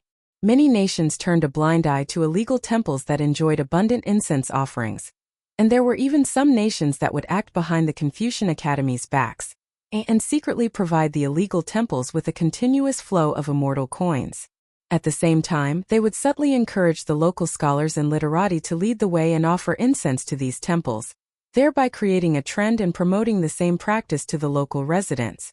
There was also an official river god assigned to the Iron Plate River, and it was none other than the timid old man who had hurriedly appeared and disappeared just then. The elderly river god had been honored in the incense temple for many years, and he was nothing more than a puppet for the Purple Sun residents and a training resource for lower 5-tier cultivators of the sect. During these training sessions, the elderly river god, who was often laughed at by fellow river gods, would send forth his minions to their deaths, with the pitiful water spirits essentially sticking their necks out for the cultivation fledglings to chop. Only those who were fortunate would be able to escape with their lives. As time went on, the Iron Plate River was naturally unable to produce a sufficient number of water spirits.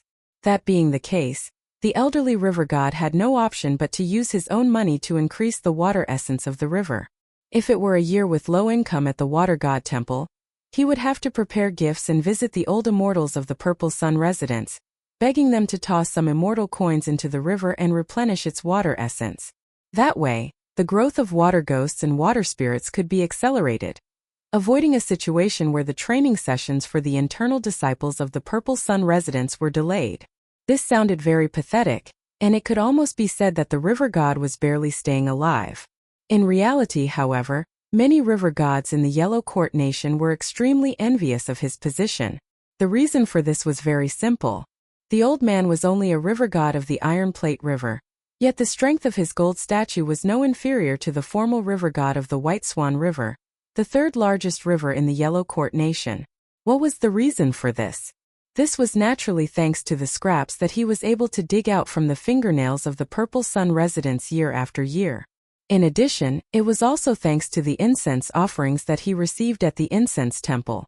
Cultivators in the Purple Sun residence didn't like to be disturbed by outsiders, so many officials and wealthy people who came to visit the renowned sect could only stop at the incense temple located 100 kilometers away from the sect. After they stopped, they naturally had to offer incense and pay respect to the deity. Of course, there were also some dirty tasks that people needed to communicate to the Purple Sun residents through the river god of the Iron Plate River. Because the Purple Sun residents was extremely good at making money, they would offer a rough price point each time they were invited to provide so-called training sessions for cultivators ranging from the 3rd tier to the 8th tier. However, cultivators in the Purple Sun residence were known for their haughty nature, so they might refuse to entertain the wealthy mortals even if they were offered large sums of money. Because of this, it was necessary for them to seek help from the incense temple, what with the elderly river god of the Iron Plate River having a close relationship with the Purple Sun residents. During this process, the elderly river god most certainly didn't dare to profit off the two parties, not daring to take even a single copper coin. Each time the officials and wealthy individuals dealt money to the immortals of the Purple Sun residents and received their help, however, they would naturally a sum of incense money unrelated to the Purple Sun residents to the incense temple after their matters were successfully resolved. Chen Ping'an and the others arrived near the Purple Sun residence. Outside the sect was a white jade plaza. Many members of the Purple Sun residents had already filled the plaza to respectfully welcome their old ancestor back. The Purple Sun residence was divided into the internal sect and the external sect, and internal disciples included sect founder Wu Yi's direct disciples, the disciples of the various sect masters throughout the years, the elderly Dragon Gate tier guest elders, as well as the Sea Observation tier cultivators who were responsible for various matters in the sect and wielded actual power. The external sect was comparatively diverse, and apart from cultivators with ordinary cultivation talent, there were also vagrant cultivators who had joined the sect, pure martial artists, as well as servants and slaves who had served the sect for generations after generation. This was a mixed bag of people, and they naturally far outnumbered the chi refiners who were cultivating in earnest. There were almost 1,000 people standing on the White Jade Plaza. Moreover, they were positioned according to their statuses, and this was something that they definitely couldn't get wrong. Perhaps to prevent Chen Ping'an from thinking that she was trying to establish an imposing air and take him down a notch, Wu Yi smiled and explained, "It's already been 100 or so years since I last showed myself in the Purple Sun residence, and I previously announced to everyone that I had chosen a cave abode in which to cultivate in seclusion. In reality, I was simply tired and annoyed at the endless number of relationships that I had to maintain, so I eventually decided to hide and not need to deal with these matters." When Wu Yi walked from the paved path onto the boundary of the White Jade Plaza, everyone fell to their knees in unison and started to kowtow loudly exclaiming, Congratulations on exiting seclusion, old ancestor. This was like thunder to Pei Qian's ears. The little girl's eyes also lit up when she saw this grand and impressive display. Wu Yi raised her hand. The 1,000 or so people on the plaza were clearly kneeling and kowtowing, yet it was as if they had eyes on the back of their heads as they immediately stood up at this moment. Pei Qian couldn't help but click her tongue in wonder when she saw this. Wu Yi directly walked forward, and Qian Ping'an purposely walked half a step behind her, lest he steal the thunder of the sect founder during her long-awaited return. However, Wu Yi unexpectedly slowed down as well, using the fluctuations of her mind's lake to tell Qian Ping'an, "There's no need to be so polite, young Master Qian. You're an esteemed 1 in 100-year guest of the Purple Sun residence. My small territory might be located in the regions and distant from the sages, but we must still adhere to the proper etiquette when hosting esteemed guests. So please feel free to walk alongside me, young Master Qian." There was a hint of sincerity and amusement in her voice. Wu Yi was a proud and haughty person, and she was renowned for being an unrestrained earth immortal in the Yellow Court nation. In the beginning, she had unwillingly gone to invite Qian Ping'an to her sect.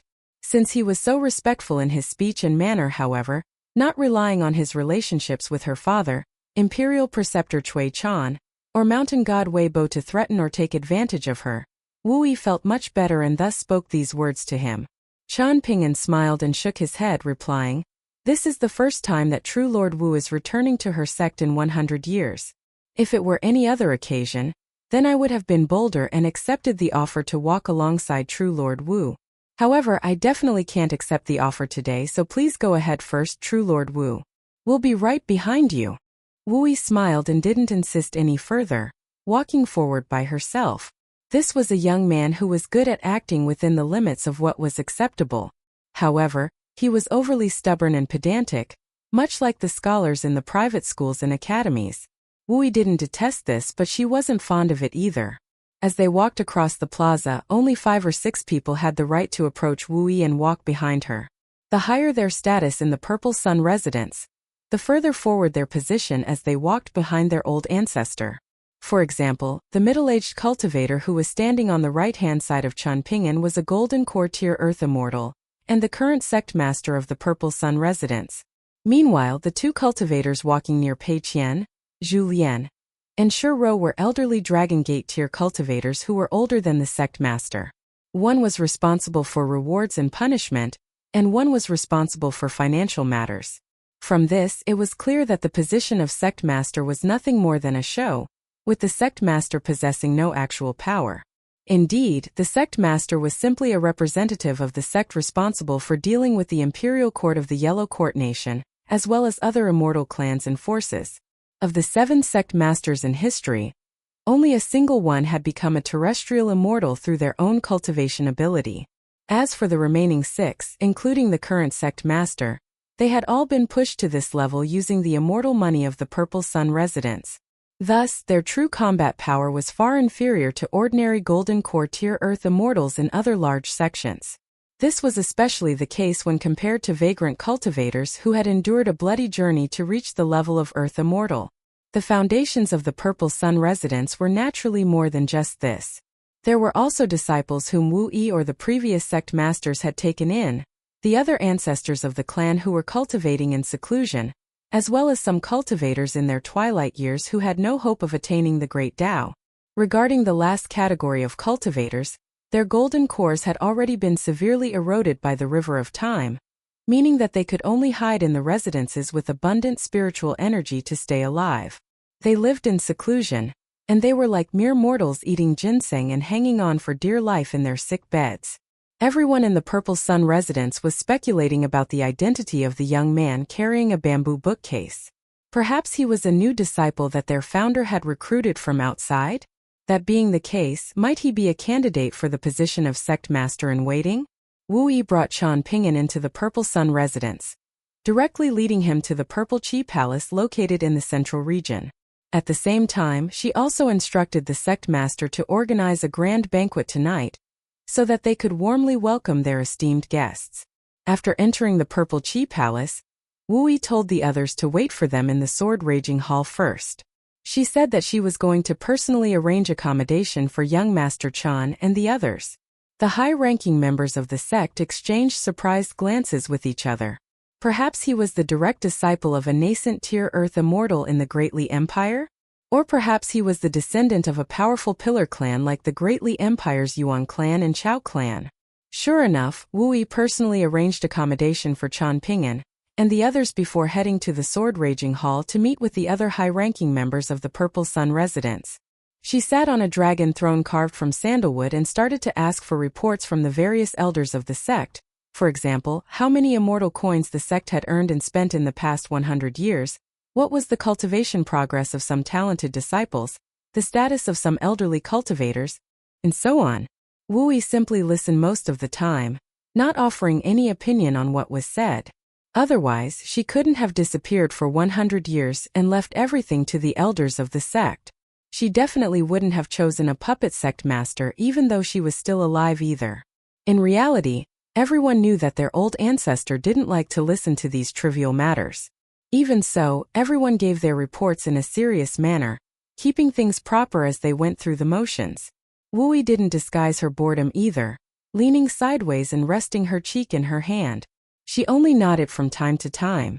To cut a long explanation short, it could be said that the Purple Sun residence was thriving. This summary was already good enough. Wu Yi couldn't be bothered wasting her time on trivial matters unrelated to cultivation. In reality, establishing the Purple Sun residence and becoming its founder had been an impulse decision born from extreme boredom. Moreover, the descendants of flood dragons and their kin were also fond of constructing their own residences and flaunting their wealth. They liked to collect and display treasures that they had obtained from all over the world. The Yellow Court Nation could be regarded as an old territory of the split-up ancient Shu Nation, and the Divine Water Nation that had mysteriously collapsed in a single night in the past could also be regarded as such. Both of these places possessed incredible feng shui and water fortune that flood dragons and their kin longed for. However, many sword immortals in the past liked to slay flood dragons, and this had resulted in many deaths during their intense struggles. Many immortal treasures were therefore left behind in these treasured lands, but the large majority of them were found and taken away by powerful empires such as the Divine Water Nation. These immortal treasures would then be stored in the national treasury, after which they would become valuable tools of the empires that were passed down in an orderly fashion. As time went on, these immortal treasures would then be transferred from the old and destroyed empires to the new and rising empires. Even so, many precious items would still be lost in the process. Wu Yi's father, Chang Shuidong, had silently obtained many immortal treasures thanks to this. She was the most aware of just how much wealth he truly possessed. The miniature carved boat that she owned was nothing more than a small present that her father had casually given her when she had advanced to the abode tier back then. In any case, the scale of her father's wealth could be regarded as the most extraordinary out of all the Earth immortal cultivators in the northern region of the eastern treasured Vile continent. Perhaps the Fu clan in the southern region's old dragon city was slightly wealthier than her father, but that was comparing the entire wealth accumulated by the Fu clan over a span of more than 2,000 years to the wealth accumulated by her father, a single person. Thus, toward her father whom she could never understand the true thoughts of, Wu Yi felt hate, fear, and respect at the same time. Hate was on the surface, fear was in the soul, and respect was in the depths of her heart. Her younger brother presumably felt the same way. Wu Yi looked up, and as it turned out, someone was asking her about how the Purple Sun residents should tend to young Master Chan. Wu Yi thought for a moment before replying, "There's no need for you or the others to worry about this matter. I'll naturally give instructions regarding what should be done." Wu Yi's arrangements were very interesting, with Chan Ping'an and his 3 companions being offered temporary residence in a 6-level building that was essentially functioning as a treasure storage pagoda. Each level was filled with treasures collected by the cave spirit True Lord, as well as the current and former disciples of the Purple Sun residence. Before leaving, Wu Yi only said that she hoped Chan Ping'an and the others wouldn't carelessly visit the top 2 floors of the building. Otherwise, they were free to wander around the bottom 4 floors. Because this building had a very large surface area, each floor apart from the first contained rooms with beds and study rooms. In fact, the 3rd floor was even equipped with a training room that contained 3 mechanical puppets that each measured 3 meters in height. Because of this, Chen Ping'an and the others didn't need to worry about having nowhere to rest in this building that was brimming with a myriad of treasures. Just wandering around the first floor alone, Pei Qian already felt a strong desire to grow an extra pair of eyes. This trip to the Purple Sun residence was an extremely eye-opening experience for Pei Qian, and this caused her to feel absolutely delighted. In the past, she had always felt like purchasing one or two more treasure shelves in addition to the treasure box that Yao Jinji had given her was already more than enough. That had already been the limit of Pei Qian's imagination. After entering this treasure storage building of the Purple Sun residence, however, Pei Qian was finally exposed to the true meaning of wealth. There was also no need for Chen Ping'an to follow Pei Qian around and warn her anymore, as she would no longer touch the myriad of strange and wonderful treasures without permission. Pei Qian decided that she wouldn't sleep tonight, and she would definitely look through the hundreds of treasures displayed on the first 4 floors of the building. Otherwise, she would definitely feel regret for the rest of her life. Shuro let Pei Qian, and she was also feeling very stirred as she enjoyed the scenery on the first floor. Meanwhile, Chen Ping'an and Zhu Lian walked up to the 4th floor, standing at a high vantage point to gaze down at half of the Purple Sun residence. Chen Ping'an smiled and said, "In the past, I discussed with someone what my dream mountain would look like. Thinking back now, I was nothing more than a poor bastard who was having foolish thoughts. The Purple Sun residence is a living example of what an ideal mountain should look like." After pausing for a moment, Chen Ping'an hurriedly added, "Of course, I wasn't actually poor anymore at that time. Young master, this cave spirit true lord doesn't appear to be an ordinary golden core tier earth immortal?" Zhu Lian asked. Chen Ping'an nodded and replied, "She can be regarded as a pseudo-nascent tier cultivator." They were guests enjoying free food and free accommodation in Wu Yi's sect right now, so Chen Ping'an refrained from explaining the secret details to Zhu Lian. Even so, Zhu Lian was roughly aware of the situation now. There were most definitely immortal formations set up in the Purple Sun residence, so it was essentially like a small world where Wu Yi could be regarded as a nascent tier cultivator. If a vagrant cultivator were able to clear out this building and take all of the treasures, then won't they strike it absolutely rich? Zhu Lian joked. "I've heard that there's an unpolished jade tier vagrant cultivator in the Eastern Treasured Vial continent." Chen Ping'an retrieved a pot of wine from his minimization treasure and handed it to Zhu Lian, shaking his head and replying, "The existence of the Confucian academies is a huge deterrence to all Earth immortals, especially those at the upper 5 tiers. The academies might not be able to deal with every single matter, but once they act and lock onto someone, then that person will have nowhere left to hide regardless of how vast heaven and earth are. As a result, many potential conflicts between powerful cultivators are suppressed." Zhu Lian took a sip of wine and chuckled. "Why is the majestic world relatively more lenient toward pure martial artists like us? Is it simply because there are far too few 8th tier and 9th tier martial artists? I've heard that the Confucian academies won't necessarily send people to pursue martial artists, even if they kill a mortal emperor. This pertains to many ancient secrets that have already been left sitting there to gather dust." Chen Ping'an replied in a quiet voice. "Cui Dongshan wasn't especially willing to talk about these matters, and I'm not terribly interested in them either. The first time I left my hometown, the Dragon Spring Prefecture, to embark on a long journey, the kiln supervision official and the newly appointed county magistrate were already the highest-ranking officials in my eyes. I always felt like the emperor was far too distant from me. Afterward, an imperial concubine from the Great Li Empire, Song Jisun's mother to be more exact, ordered someone to kill me. I've always remembered this matter, and the last time I met my neighbor from Clay Vase Alley, Song Jisun at Mountain Cliff Academy, I also cleared the air with him. You might laugh at me if I say this, but I'm still unable to imagine that Song Jisun is a prince of the Great Li Empire when I look at him now.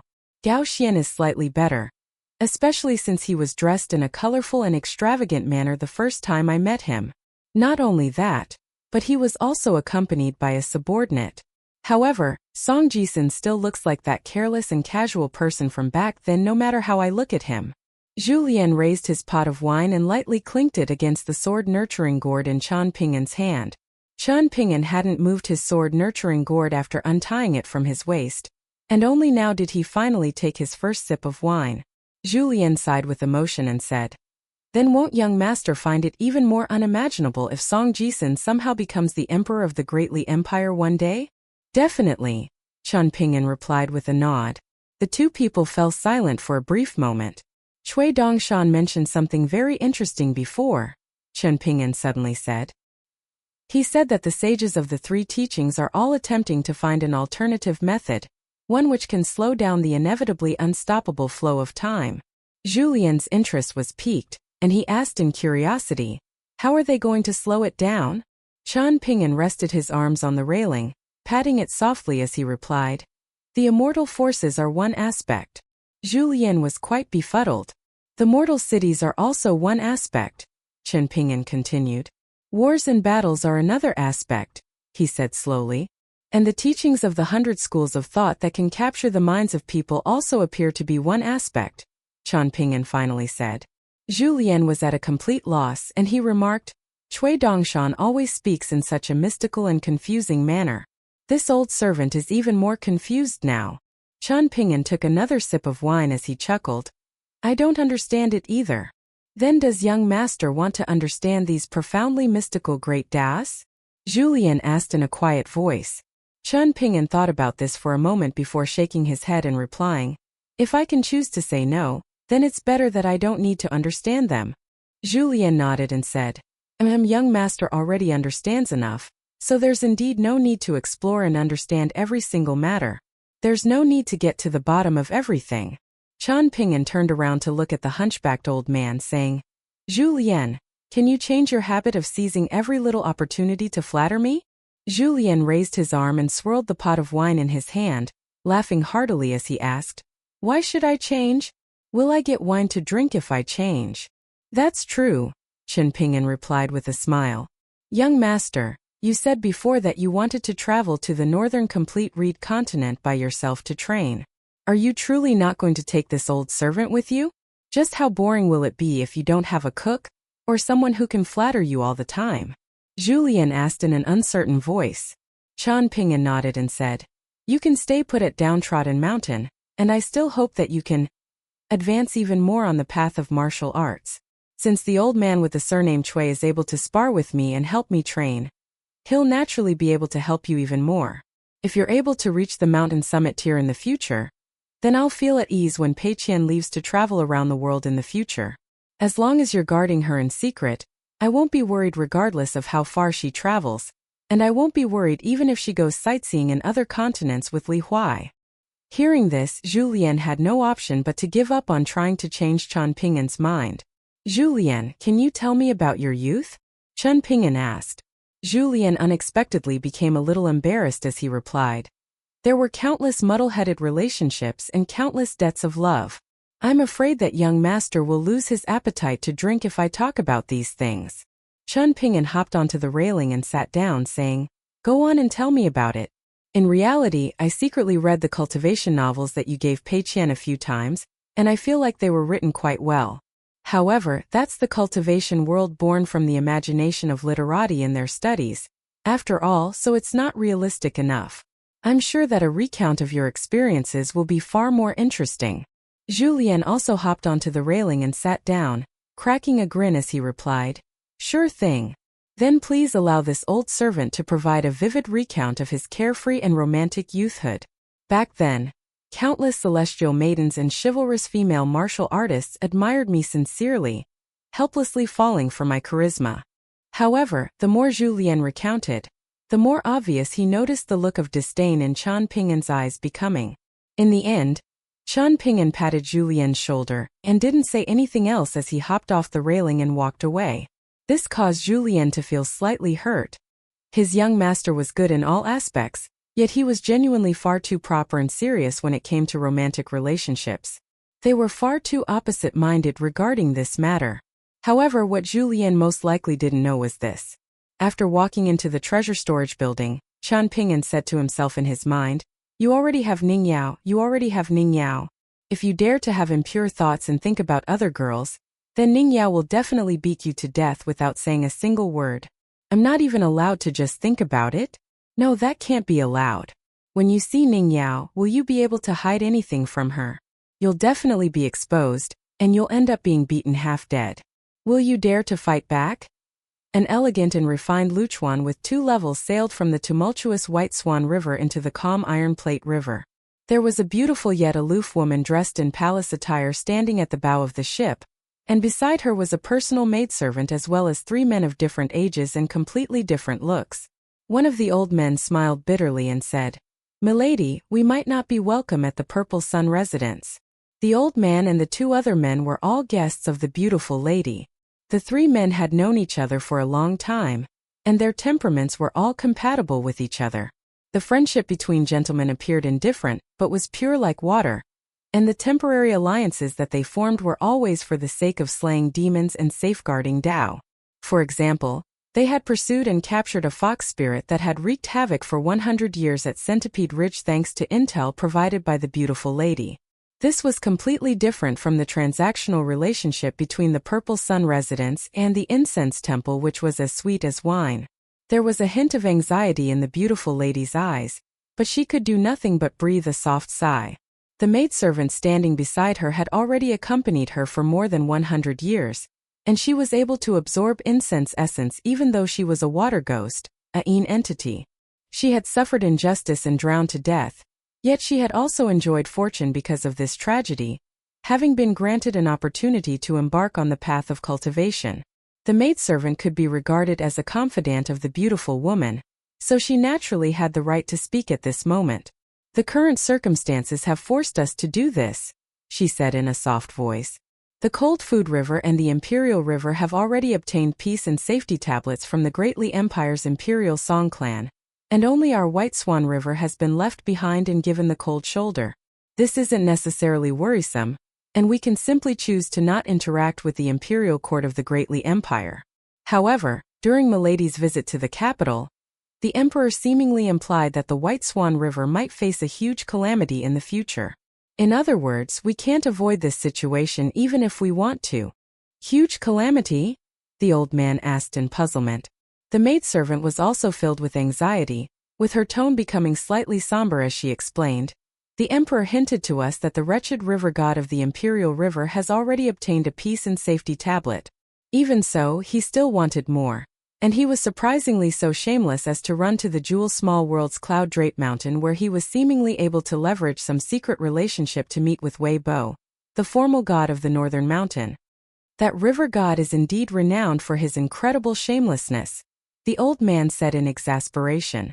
A tall and sturdy man was standing slightly further away with his arms crossed, gazing at the Iron Plate River. Even though he had successfully advanced from the peak stage of the 5th tier to the 6th tier of martial arts 2 years ago, he had to admit that the Yellow Court Nation was an absolute mess right now.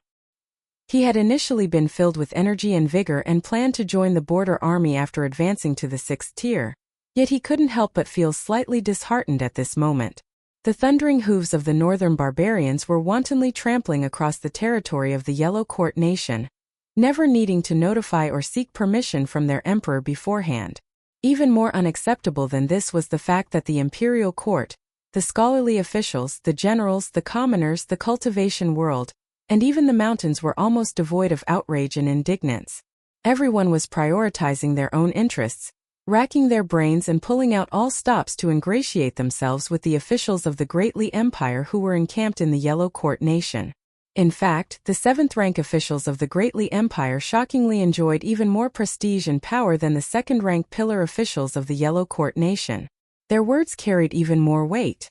Meanwhile, the matter that had ultimately caused the tall and sturdy man to abandon his original intention of joining the border army was a piece of news that had spread out from the capital of the Yellow Court Nation.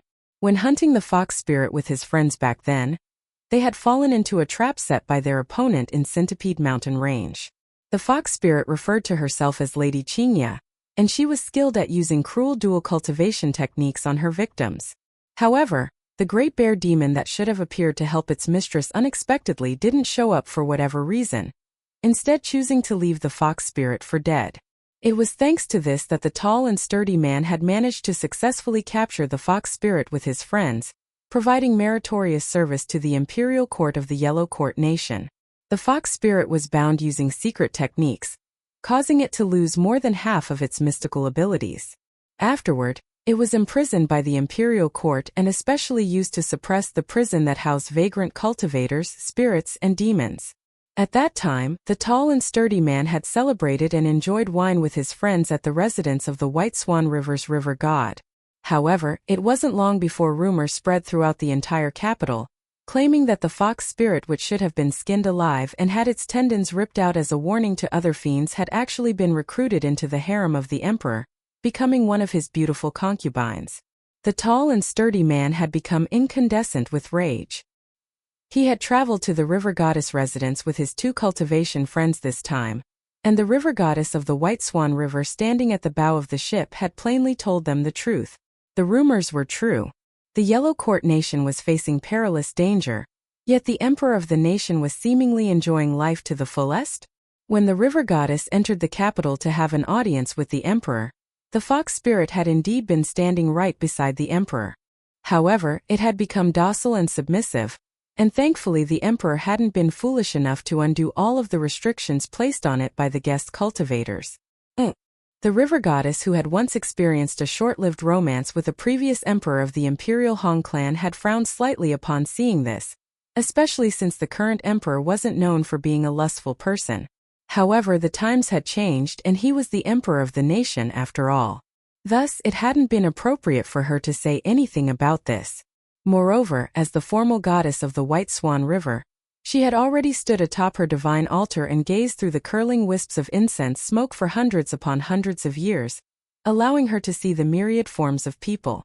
As such, she was already unfazed by these absurd mortal matters. The emperor was presumably under too much pressure right now. The Great Li Empire's imperial Song clan had recognized the Yellow Court nation as a vassal state. But what if a young member of the imperial Song clan suddenly ran over one day and told him to piss off from the throne? Since that was the case, how could he relieve this pressure? Perhaps sexual relief was the only answer. In reality, the river goddess was aware of the frustration pent up in the tall and sturdy martial artist, Sun Dongxian's mind. However, there were some things that she couldn't say.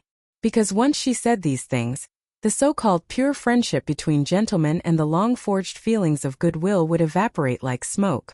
The Yellow Court nation was being forced into these decisions by the unstoppable trend of the world. If the imperial Han clan of the Yellow Court nation didn't submit to the northern barbarians of the Great Li Empire, then were they truly going to go to war for the sake of their face and honor? Were they going to throw straws against the wind and anger the Great Li Empire?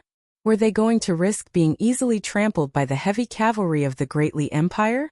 At that time, not only would the emperor of the Yellow Court nation become a prisoner, but how many ordinary citizens of the Yellow Court nation would be displaced or killed by the brutal war? A few 100,000? Or a few million? The nation would be flipped upside down, mountains and rivers would change colors, and the nation would be riddled with scars. At that time, no one in the Yellow Court nation would be able to enjoy peace. Did the innocent citizens of the nation ask for many things in life? They simply wished for sufficient food, clothes, and shelter all year round. They wanted to stay warm during the winter, and they wanted to keep their bellies from grumbling all the time. Satisfying these requirements would already give them a hard-to-come-by feeling of peace and stability. The river goddess insisted on paying a visit to the Purple Sun residence, and she had even dragged the 3 men along with her as well. Of course, she was well aware of the displeasure that Sun Dongxian was feeling because of this. However, she had no option but to do this. In fact, she even needed the 3 men to act as her guards, lest the unpredictable old ancestor of the Purple Sun residence suddenly decide to imprison her. The 3 men naturally wouldn't be able to offer any tangible help to change the situation if it came to that, but they could at least make the Purple Sun residence hesitate a little more before acting. The river goddess could only hope that this trip would be smooth sailing and successful. When she returned to her residence, she would then naturally repay Sun Dongxian and the others. They fell increasingly silent after sailing into the Iron Plate River, and when they sailed past the incense temple, the elderly river god appeared on the bank of the river and bowed in respect to the river goddess, being that he was a subordinate. However, his words were quite unpleasant to the ear as he asked with a wide smile, "Oh my, you're truly a rare and esteemed guest, river goddess. What brings you here to patrol this subordinate's Iron Plate River today? What suggestion do you want to make? If you're still unwilling to release the Iron Plate River's marine general, then this." Subordinate doesn't dare to complain. However, this marine general is now an unofficial disciple of the Purple Sun residence, so perhaps you want to go against the flow and visit the Purple Sun residence to settle your previous grievances. The river goddess remained silent as the Luchuan continued to sail forward. The elderly river god of the Iron Plate River was unfazed by this, and he turned around to look at the Luchuan that was continuing to sail forward as he earnestly waved goodbye and added one last bucket of fuel, shouting, "Let me tell you an amazing piece of news, river goddess. The Purple Sun Residence's cave spirit True Lord has returned to the sect already, so with you being a formal river goddess, I'm sure that the sect will definitely open its gates to warmly welcome your arrival. In other words, you'll be fortunate enough to see the True Lord in person. Please take care, river goddess, and if you have time when you make your way back to the White Swan River, you definitely have to stop by the subordinate's incense temple."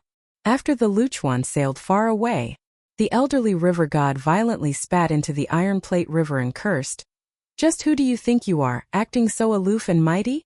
Your background and origin are unclear, and it was because you offered your body back then that you were able to obtain the White Swan true body. You slept with a former emperor of the Yellow Court Nation for a night, and you relied on your skills in bed to obtain the position of river goddess. Yet, you think you have the right to negotiate with the old ancestor of the Purple Sun residence? You've never given the sect a single snowflake coin in the past few hundred years, yet you're frantically trying to make up for it now? Haha, unfortunately for you, the old ancestor personally leads the sect and makes all decisions. Otherwise, if a filthy woman like you is willing to sacrifice her body and shamelessly climb into bed with the sect master, then he might truly be wooed and tricked by you. Haha. How incredibly satisfying. The elderly river god turned around and swaggered back to the incense temple. However, he suddenly gulped and smiled to himself in a creepy manner, thinking to himself what the skin of the river goddess' godly body would feel like once she removed her palace attire. If the White Swan River suffered a calamity, then perhaps he would genuinely get a chance to have a taste. In the Purple Sun Residence's sword-raging hall, Wui was already nearing the limit of her patience, barely able to listen to the reports of her subordinates anymore. Her subordinates were still droning on and trying to obtain praise and rewards, and she was just about to end the meeting and tell everyone to disperse. However, a steward from the external sect walked to the entrance of the sword-raging hall before saying in a respectful voice, "Old ancestor, the river goddess of the White Swan River has come with abundant gifts, and is hoping to gain an audience with you." The corners of Wu Yi's lips curled up into a faint smile, and she looked at her subordinates and asked, "I've only just returned, yet that woman from the White Swan River has already rushed over to seek an audience with me? Was she notified by that old man from the incense temple? Does he want to die?" Everyone in the hall was well aware that this was a sign of their old ancestor becoming angry. Thus, all of the powerful and influential old immortals of the Purple Sun residence started to feel a sense of unease. Their old ancestor would cause the mountains and earth to shake every time she became angry, and either some foolish outsider would be obliterated, or a large group of elders who had failed to fulfill their duties would be severely punished. An old cultivator who had a relatively amicable relationship with the elderly river god of the Iron Plate River hurriedly summoned his courage and stepped forward, putting in a few good words for the river god who was teetering on the precipice of death. "Old ancestor, the river god of the incense temple definitely wouldn't dare to do this. His cultivation is pathetic, and he's unable to complete any task successfully. It's only regarding his loyalty to the Purple Sun residence where he doesn't waver at all. So, I dare to presume that with old ancestor sailing back on an immortal ship, that lowly river goddess could only look up and widen her eyes in shock. After witnessing old ancestor's unrivaled magnificence, she's now giddily rushing over to wag her tail and beg for mercy." Wui tapped her armrest with a finger and said, "This explanation does make some sense." Even the elderly immortals who were on slightly bad terms with the old cultivator couldn't help but silently praise him in their minds. However, this wasn't a case of the old cultivator being a loyal friend and willingly speaking up for an outsider. Rather, he was speaking up because he was responsible for the finances of the external sect, and the clever and understanding river god of the Iron Plate River would always offer him some additional income every single year. This kind of matter could be regarded as either serious or trivial. Generally speaking, Even if the cave spirit true lord who was entirely focused on cultivating the great Tao learned of these dirty yet trivial matters, she wouldn't be willing to so much as bat an eyelid. Indeed, their old ancestor wouldn't be willing to say a single word of criticism. On the other hand, she might become annoyed at both the informant and the accused, choosing to punish them with 50 heavy blows before expelling them from the Purple Sun residence. The reason for this would be very simple. The two people had put her in a bad mood. Even though Wu Yi wasn't fond of attending to the mortal matters of the Purple Sun residence, she would definitely dig deep to get to the bottom of a matter if someone managed to anger her. She would pull the roots out along with clumps of soil, and both the roots and the soil would end up suffering punishment that subjected them to eternal damnation.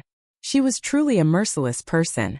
Looking at the history of the sect, several Dragon Gate tier guest elders had worked diligently and provided meritorious service to the Purple Sun residents. In fact, it could be said that they had put their lives on the line for the Purple Sun residents. Similarly, there were some direct disciples of the old ancestor who were talented enough to become Golden Core tier Earth immortals. After making mistakes, however, they were all personally apprehended by the old ancestor and never to be seen again. Wu Yi still refrained from giving her own opinion, and she asked in a casual voice, "Should I grant her an audience? What does everyone think?" Opinions were divided, and some people claimed that the river goddess of the White Swan River was outrageously impudent and relied on her meager relationship with the Imperial Han clan to refrain from submitting to the Purple Sun residents and offering tributes. Since she dared to visit the Purple Sun residence, they should find an excuse to apprehend her and lock her up in the water dungeon of the sect. Afterward, they could prop up an obedient puppet to become the new river god of the White Swan River. Imbi. However, others retorted that the river goddess, Lady Xiaoluan, was one of the highest-ranking river gods in the Yellow Court nation. Now that there were so many turbulent undercurrents, it was best that the Purple Sun residents remained prudent for a while even though the sect had technically extracted itself from danger already. In any case, was there any need for the mighty Purple Sun residents to get mad at the deity of a neighboring river? Would this not become a joke if word got out? Wu Yi became extremely irritated, and she slapped her armrest before saying to the Golden Core tier sect master, "This Lady Xiaoluan isn't important enough to warrant a personal welcome from me. Huang Chu, you go and greet her and ask her what she wants. If she shows the wrong attitude or if she offers too little in comparison to her requests, then apprehend her and toss her into the water dungeon. If she's docile enough or offers a fair price, then it won't hurt to complete a transaction with her. Even though the Purple Sun residence is wealthy and powerful, who doesn't want to earn more money? If the talks go well, then you can invite her to the banquet for young Master Chan as well.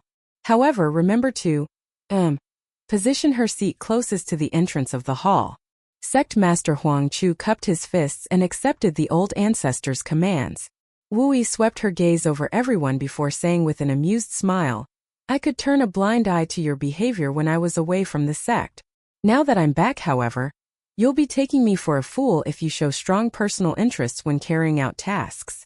Sect Master Huang Chu had initially been harboring some impure thoughts. Lady Xiaoluan was widely renowned for her beauty, and he had already been coveting her beauty for a very long time. Moreover, it was said that the river goddess dual cultivation technique was extremely beneficial to one's soul. Thus, after locking her up in the water dungeon, he could slowly polish away her rough edges. When the old ancestor eventually left the Purple Sun residence again, he would then have free rein to do as he pleased with her. However, he was terrified after hearing Wu Yi's words, and his head was numb with fear as he once again lowered his head and cupped his fists, saying, "Huang Chu doesn't dare to betray old ancestors' trust and guidance. How could I seek death?" There was a fake smile on Wu Yi's face as she remained silent. Huang Chu slowly retreated from the sword-raging hall, sweating profusely after finally walking out.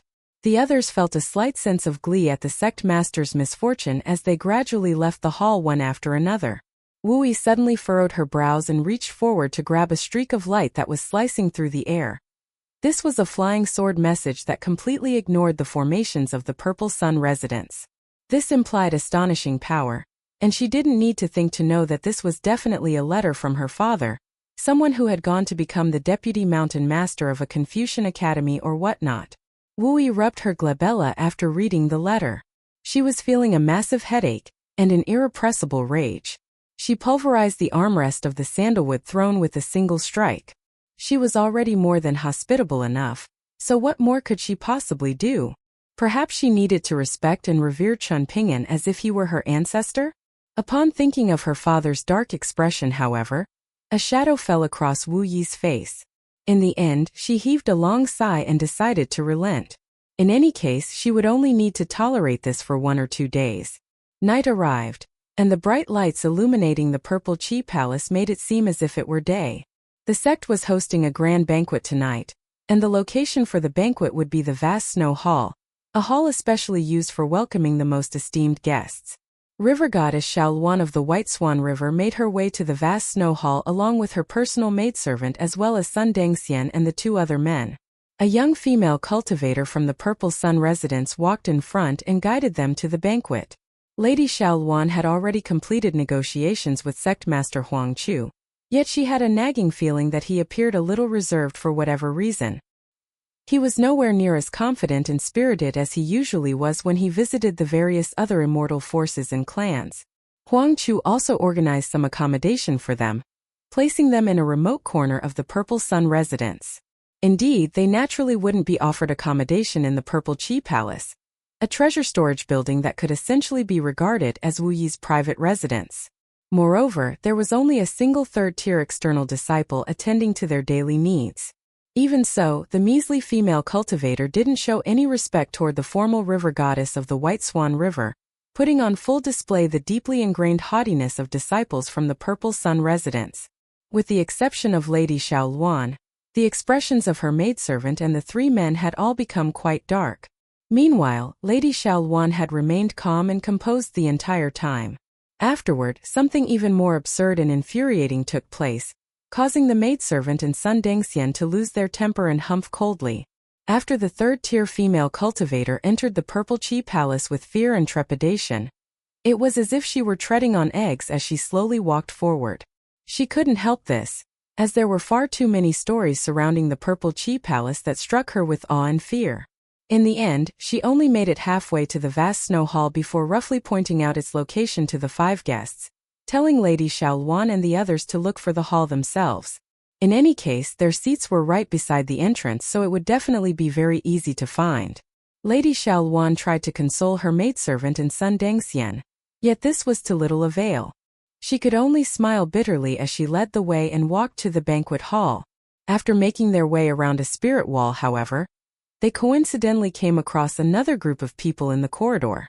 It was none other than Chun Ping'an, Peiqian, Julian and Shi Rou. An elderly Dragon Gate tier cultivator had personally gone to invite Chun Ping'an just then, but Chun Ping'an had simply asked for directions and said that there was no need to trouble the senior with guiding them to the hall. The elderly cultivator who controlled the life and death of all lower 5-tier cultivators in the sect had initially tried to insist on guiding Chun Ping'an to the hall, but he quickly recalled what the old ancestor had said in the sword-raging hall not long ago. He had indeed understood some things after ruminating on her words. With this in mind, he had ultimately decided that it would be smarter to respect Chun Ping'an's wishes, so he had apologized before leaving to attend to his own matters. Lady Xiaoluan and Chun Ping'an came across each other at the intersection of 2 corridors. Chun Ping'an came to a stop, allowing Lady Xiaoluan and her companions to proceed first. Lady Xiaoluan smiled faintly and nodded in acknowledgement, expressing her thanks to the young man. A young man in white who had a sword strapped to his back in the Purple Chi Palace? Lady Xiaoluan didn't think much about this. However, her personal maidservant couldn't help but take an extra glance at Chun Ping'an. He even had a small vermilion gourd hanging by his waist. He looked quite like an official immortal from the inner sect of the Purple Sun residence, so why didn't he appear haughty and domineering like the rest of them? Walking at the end of the river goddess group, Sun Dengxian was feeling as gloomy and melancholy as could be. Thus, he didn't take any notice of Chun Ping'an and his companions. However, he suddenly heard someone exclaim, "Chivalrous hero?"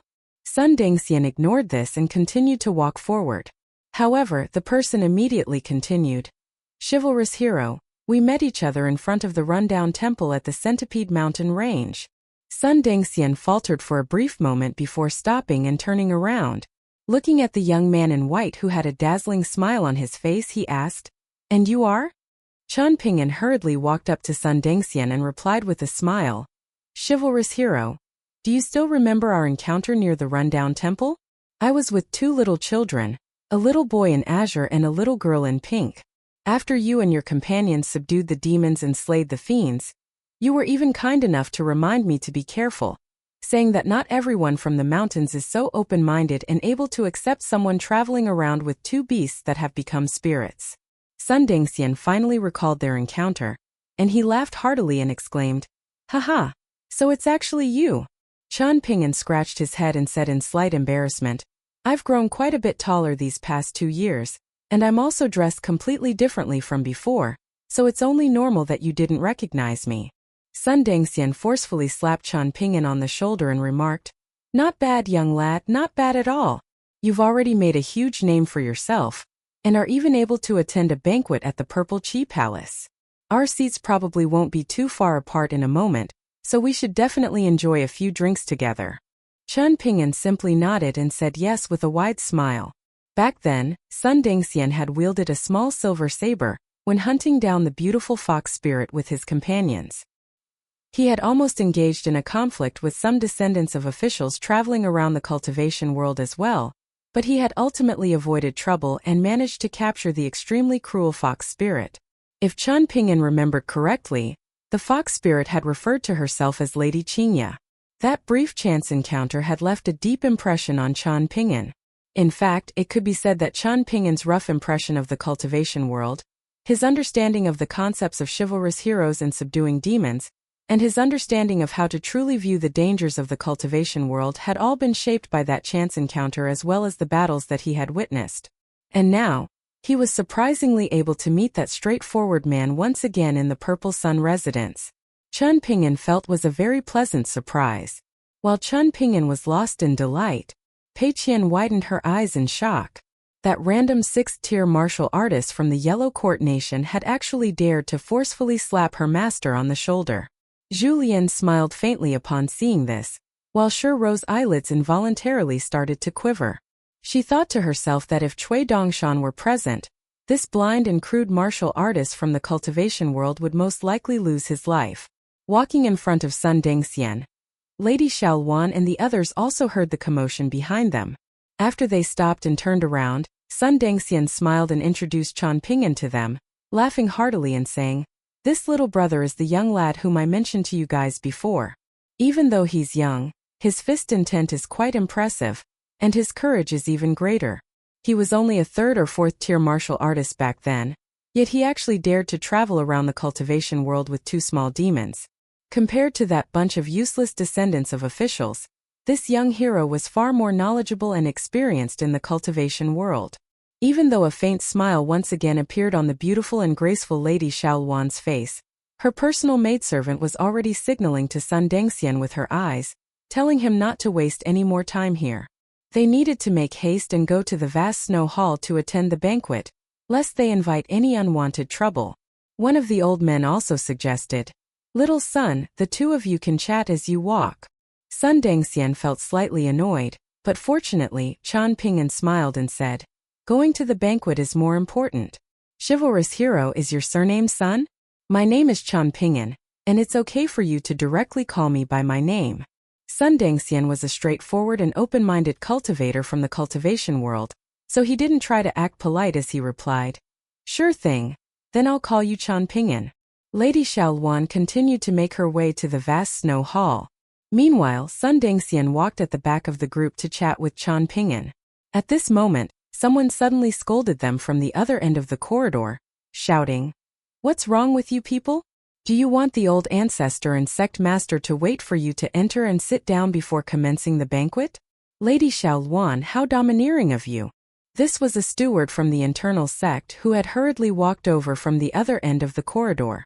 There was a deeply arrogant expression on his face, and he didn't show an iota of respect toward the formal goddess of the White Swan River.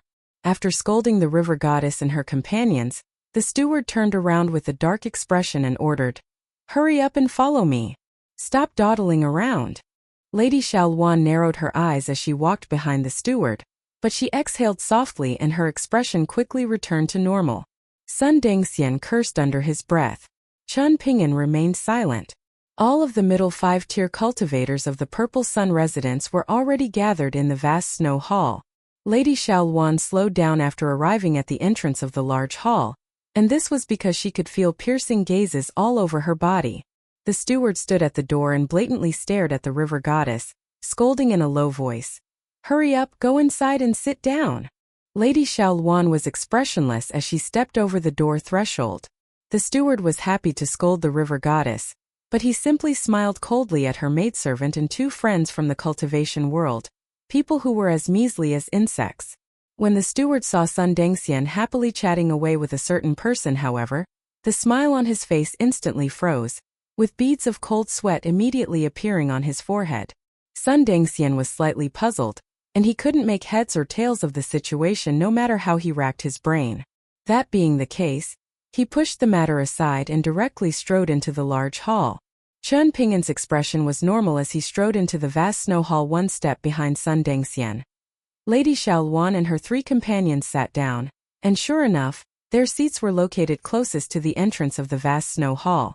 This was a good spot to enjoy the night scenery outside. In fact, Lady Xiaoluan's personal maidservant, someone who was respectfully referred to as Small River Goddess by the mountain and water spirits in the jurisdiction of the White Swan River that stretched for over 400 kilometers, wasn't even offered a seat by the Purple Sun residents. As such, she had no option but to stand behind Lady Xiaoluan with a frosty expression. After drowning and becoming a water ghost, she had gradually been promoted by Lady Xiaoluan over a period of 200 years. She was now responsible for patrolling the White Swan River, and she had the power to execute on the spot any lower 5-tier cultivator or spirit who was causing trouble in the region. When had she ever suffered such humiliation? This visit to the Purple Sun residence had completely shattered the mighty image that she had built up over the past 200 years. At the very least, she wouldn't be able to rebuild her image in the Purple Sun residence. Fortunately, she had learned a lot by accompanying Lady Xiaoluan, and she understood what was important and what was not. There was no need for Lady Xiaoluan to remind her to pay attention to the occasion, and she was already standing there in a docile manner, trying her best to keep her expression natural. She didn't dare to show any sign of displeasure. After Lady Xiaoluan and Sect Master Huang Chu finished discussing the proper matters just then, the river goddess still hadn't appeared at ease and relaxed. Moreover, she had also warned them that the situation might still change, so she kindly asked them to endure things for a little longer. Lady Xiaoluan had been riddled with guilt when saying this, and her expression had been bitter, and there had also been a hint of pleading in her voice. Her maidservant had felt extremely pained upon seeing this, so much so that she almost shed tears. Right now, there was almost nothing to nitpick about Lady Xiaoluan's expression, clothing, and posture. However, there was a slight hint of cloudiness in her eyes. Lady Xiaoluan was able to artfully scheme and maneuver among various forces while ruling over the White Swan River, and this had allowed her to grow the river from an initial 300 kilometers in length to almost 450 kilometers right now. She possessed even more power than the governors of mortal empires, and she also had a close relationship with many official immortals from the mountains of the Yellow Court Nation, as well as superior martial arts grandmasters from the cultivation world such as Sun Dengxian. She had naturally achieved this through more than just brute strength alone.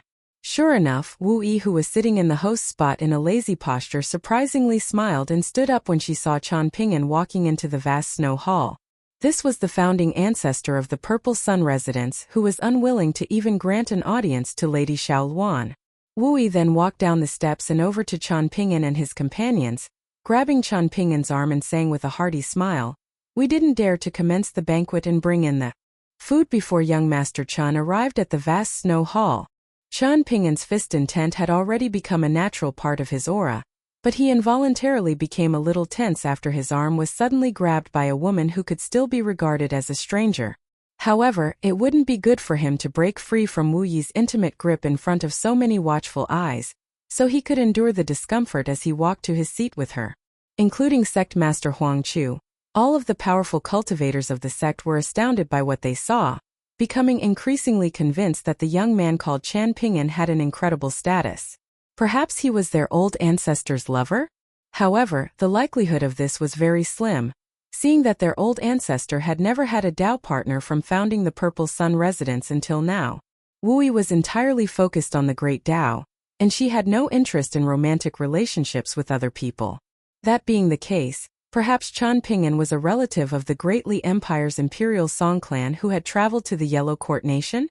Otherwise, Wu Yi's attitude and demeanor right now were far too puzzling and abnormal. Thankfully, Wu Yi smoothly let go of Qian Ping'an's arm after taking him to his seat.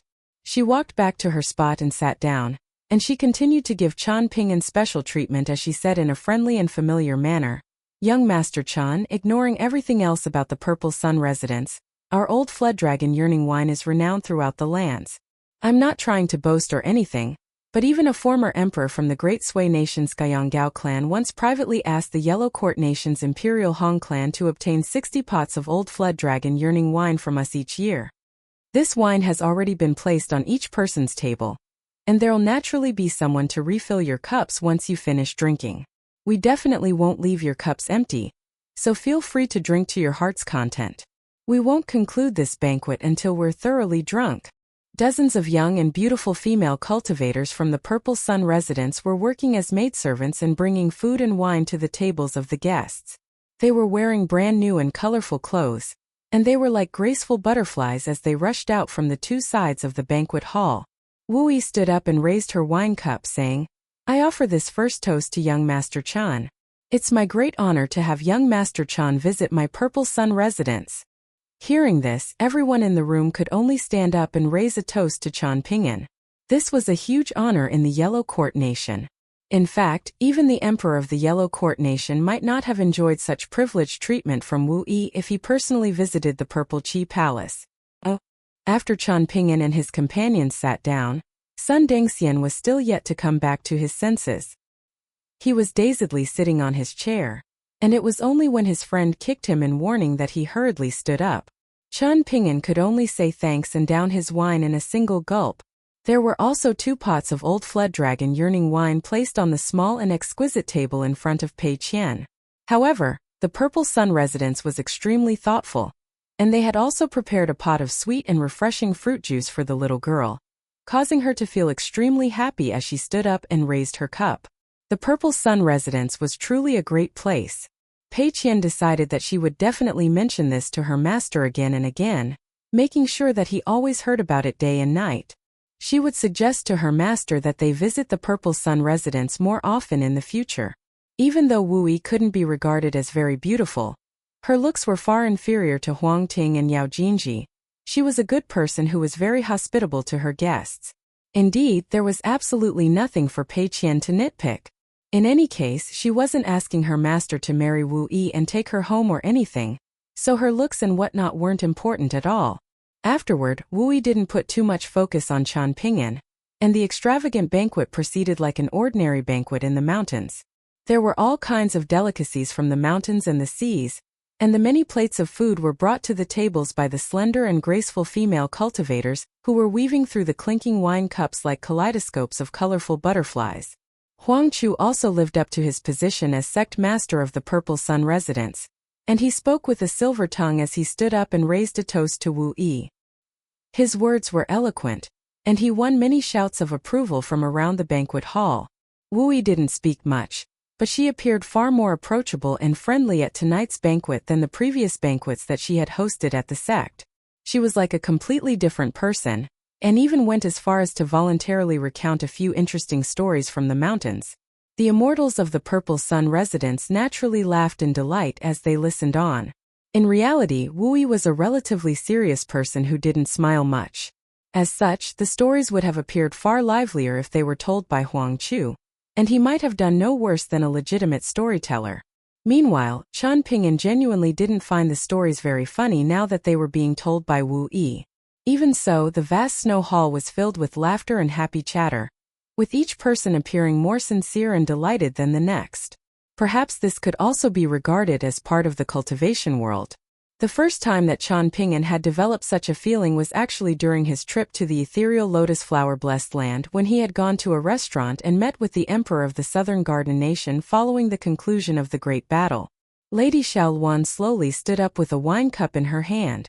As if in tacit understanding, everyone stopped talking, causing the boisterous banquet hall to instantly fall silent. Lady Xiaoluan smiled faintly and said, Xiaoluan represents the river goddess residents of the White Swan River, and raises a toast to the esteemed cave spirit true lord. Wu Yi ignored Lady Xiaoluan's words, yet her gaze was fixed on the river goddess face. Judging by her reaction, it was clear that Wu Yi didn't want to give the White Swan River an opportunity to offer her a toast. In fact, she wasn't willing to give Xiaoluan any face at all. Sun Dengxian almost exploded in anger, clenching his hands into fists and placing them on the table as his entire body shook with rage. Whether intentionally or not, Wu Yi glanced at Chen Ping'an out of the corners of her eyes. Chen Ping'an was facing Pei Qian and quietly saying something to her, seemingly warning her to sit straight and show proper table manners when she was a guest at someone else's place. She shouldn't get carried away, and she was drinking juice instead of wine, so she didn't have any excuse to act drunk and irresponsibly either. Pei Qian sat up straight, yet she bobbed her head around and giggled as she replied that she understood. This caused Chen Ping'an to punish her with a knuckle to the forehead. Seeing that Chen Ping'an was showing no signs of interfering, Wu Yi quickly retracted her gaze before yawning and grabbing a pot of specially made Old Flood Dragon yearning wine. She rested her cheek in one hand and gently swayed the pot of wine around, asking in a lazy voice, White Swan River? Where is that? She then looked at Huang Chu and asked, How far is it from our Purple Sun residence? Huang Chu hurriedly stood up and replied in a respectful voice, Old ancestor, the river goddess residence of the White Swan River is only separated from us by the length of the Iron Plate River. In other words, it's located 150 kilometers away. Wu Yi feigned an expression of realization and remarked, Then it's actually quite close. Quite close meaning that they were essentially neighbors. And as the saying went, better a close neighbor than a distant brother. Anyhow, 150 kilometers was indeed an extremely short distance for official immortals and deities of mountains and rivers, a distance that could be covered in the blink of an eye. Covering this distance was equivalent to a mortal taking a stroll after a meal. Since this was the case, then why had the White Swan River stubbornly refused to communicate with the Purple Sun residents for the past several hundred years? In Wu Yi's eyes, this was clearly an act of provocation by Lady Xiaoluan. However, Wu Yi had her own plans regarding this matter, and it was because of this that she had allowed the river goddess to flagrantly expand her territory, not ordering the disciples of the Purple Sun residence or the Iron Plate River and Incense Temple to stop her actions. Initially filled with laughter and chatter, the vast snow hall instantly became filled with ice-cold killing intent at this moment. Lady Xiaoluan remained standing with the wine cup in her hands, and the gentle smile on her flawlessly beautiful face remained unchanged as she said, Please forgive me, cave spirit true lord. Then I'll drink this cup of wine as punishment. Just as Lady Xiaoluan raised her arms and was about to down the cup of wine, Wu Yi suddenly raised a hand and gestured for her to stop, saying, Xiaoluan, how can the measly Purple Sun residents possibly be worthy of having a formal river goddess drink a cup of wine as punishment? Huang Chu, just how have you been fulfilling your duty as sect master? If Xiaoluan doesn't come to visit, then do you not know to take the initiative and visit the river goddess residence first? Why do you insist on having the river goddess visit you first? By the looks of it, your ego is comparable to that of the emperor. Go on, hurry up, what are you standing there for? Go and raise a toast to the river goddess. Actually, forget about it. Huang Chu, why don't you drink 3 cups of wine as punishment? Huang Chu didn't say a word, and he turned around to face Lady Xiaoluan before downing 3 cups of wine in a row.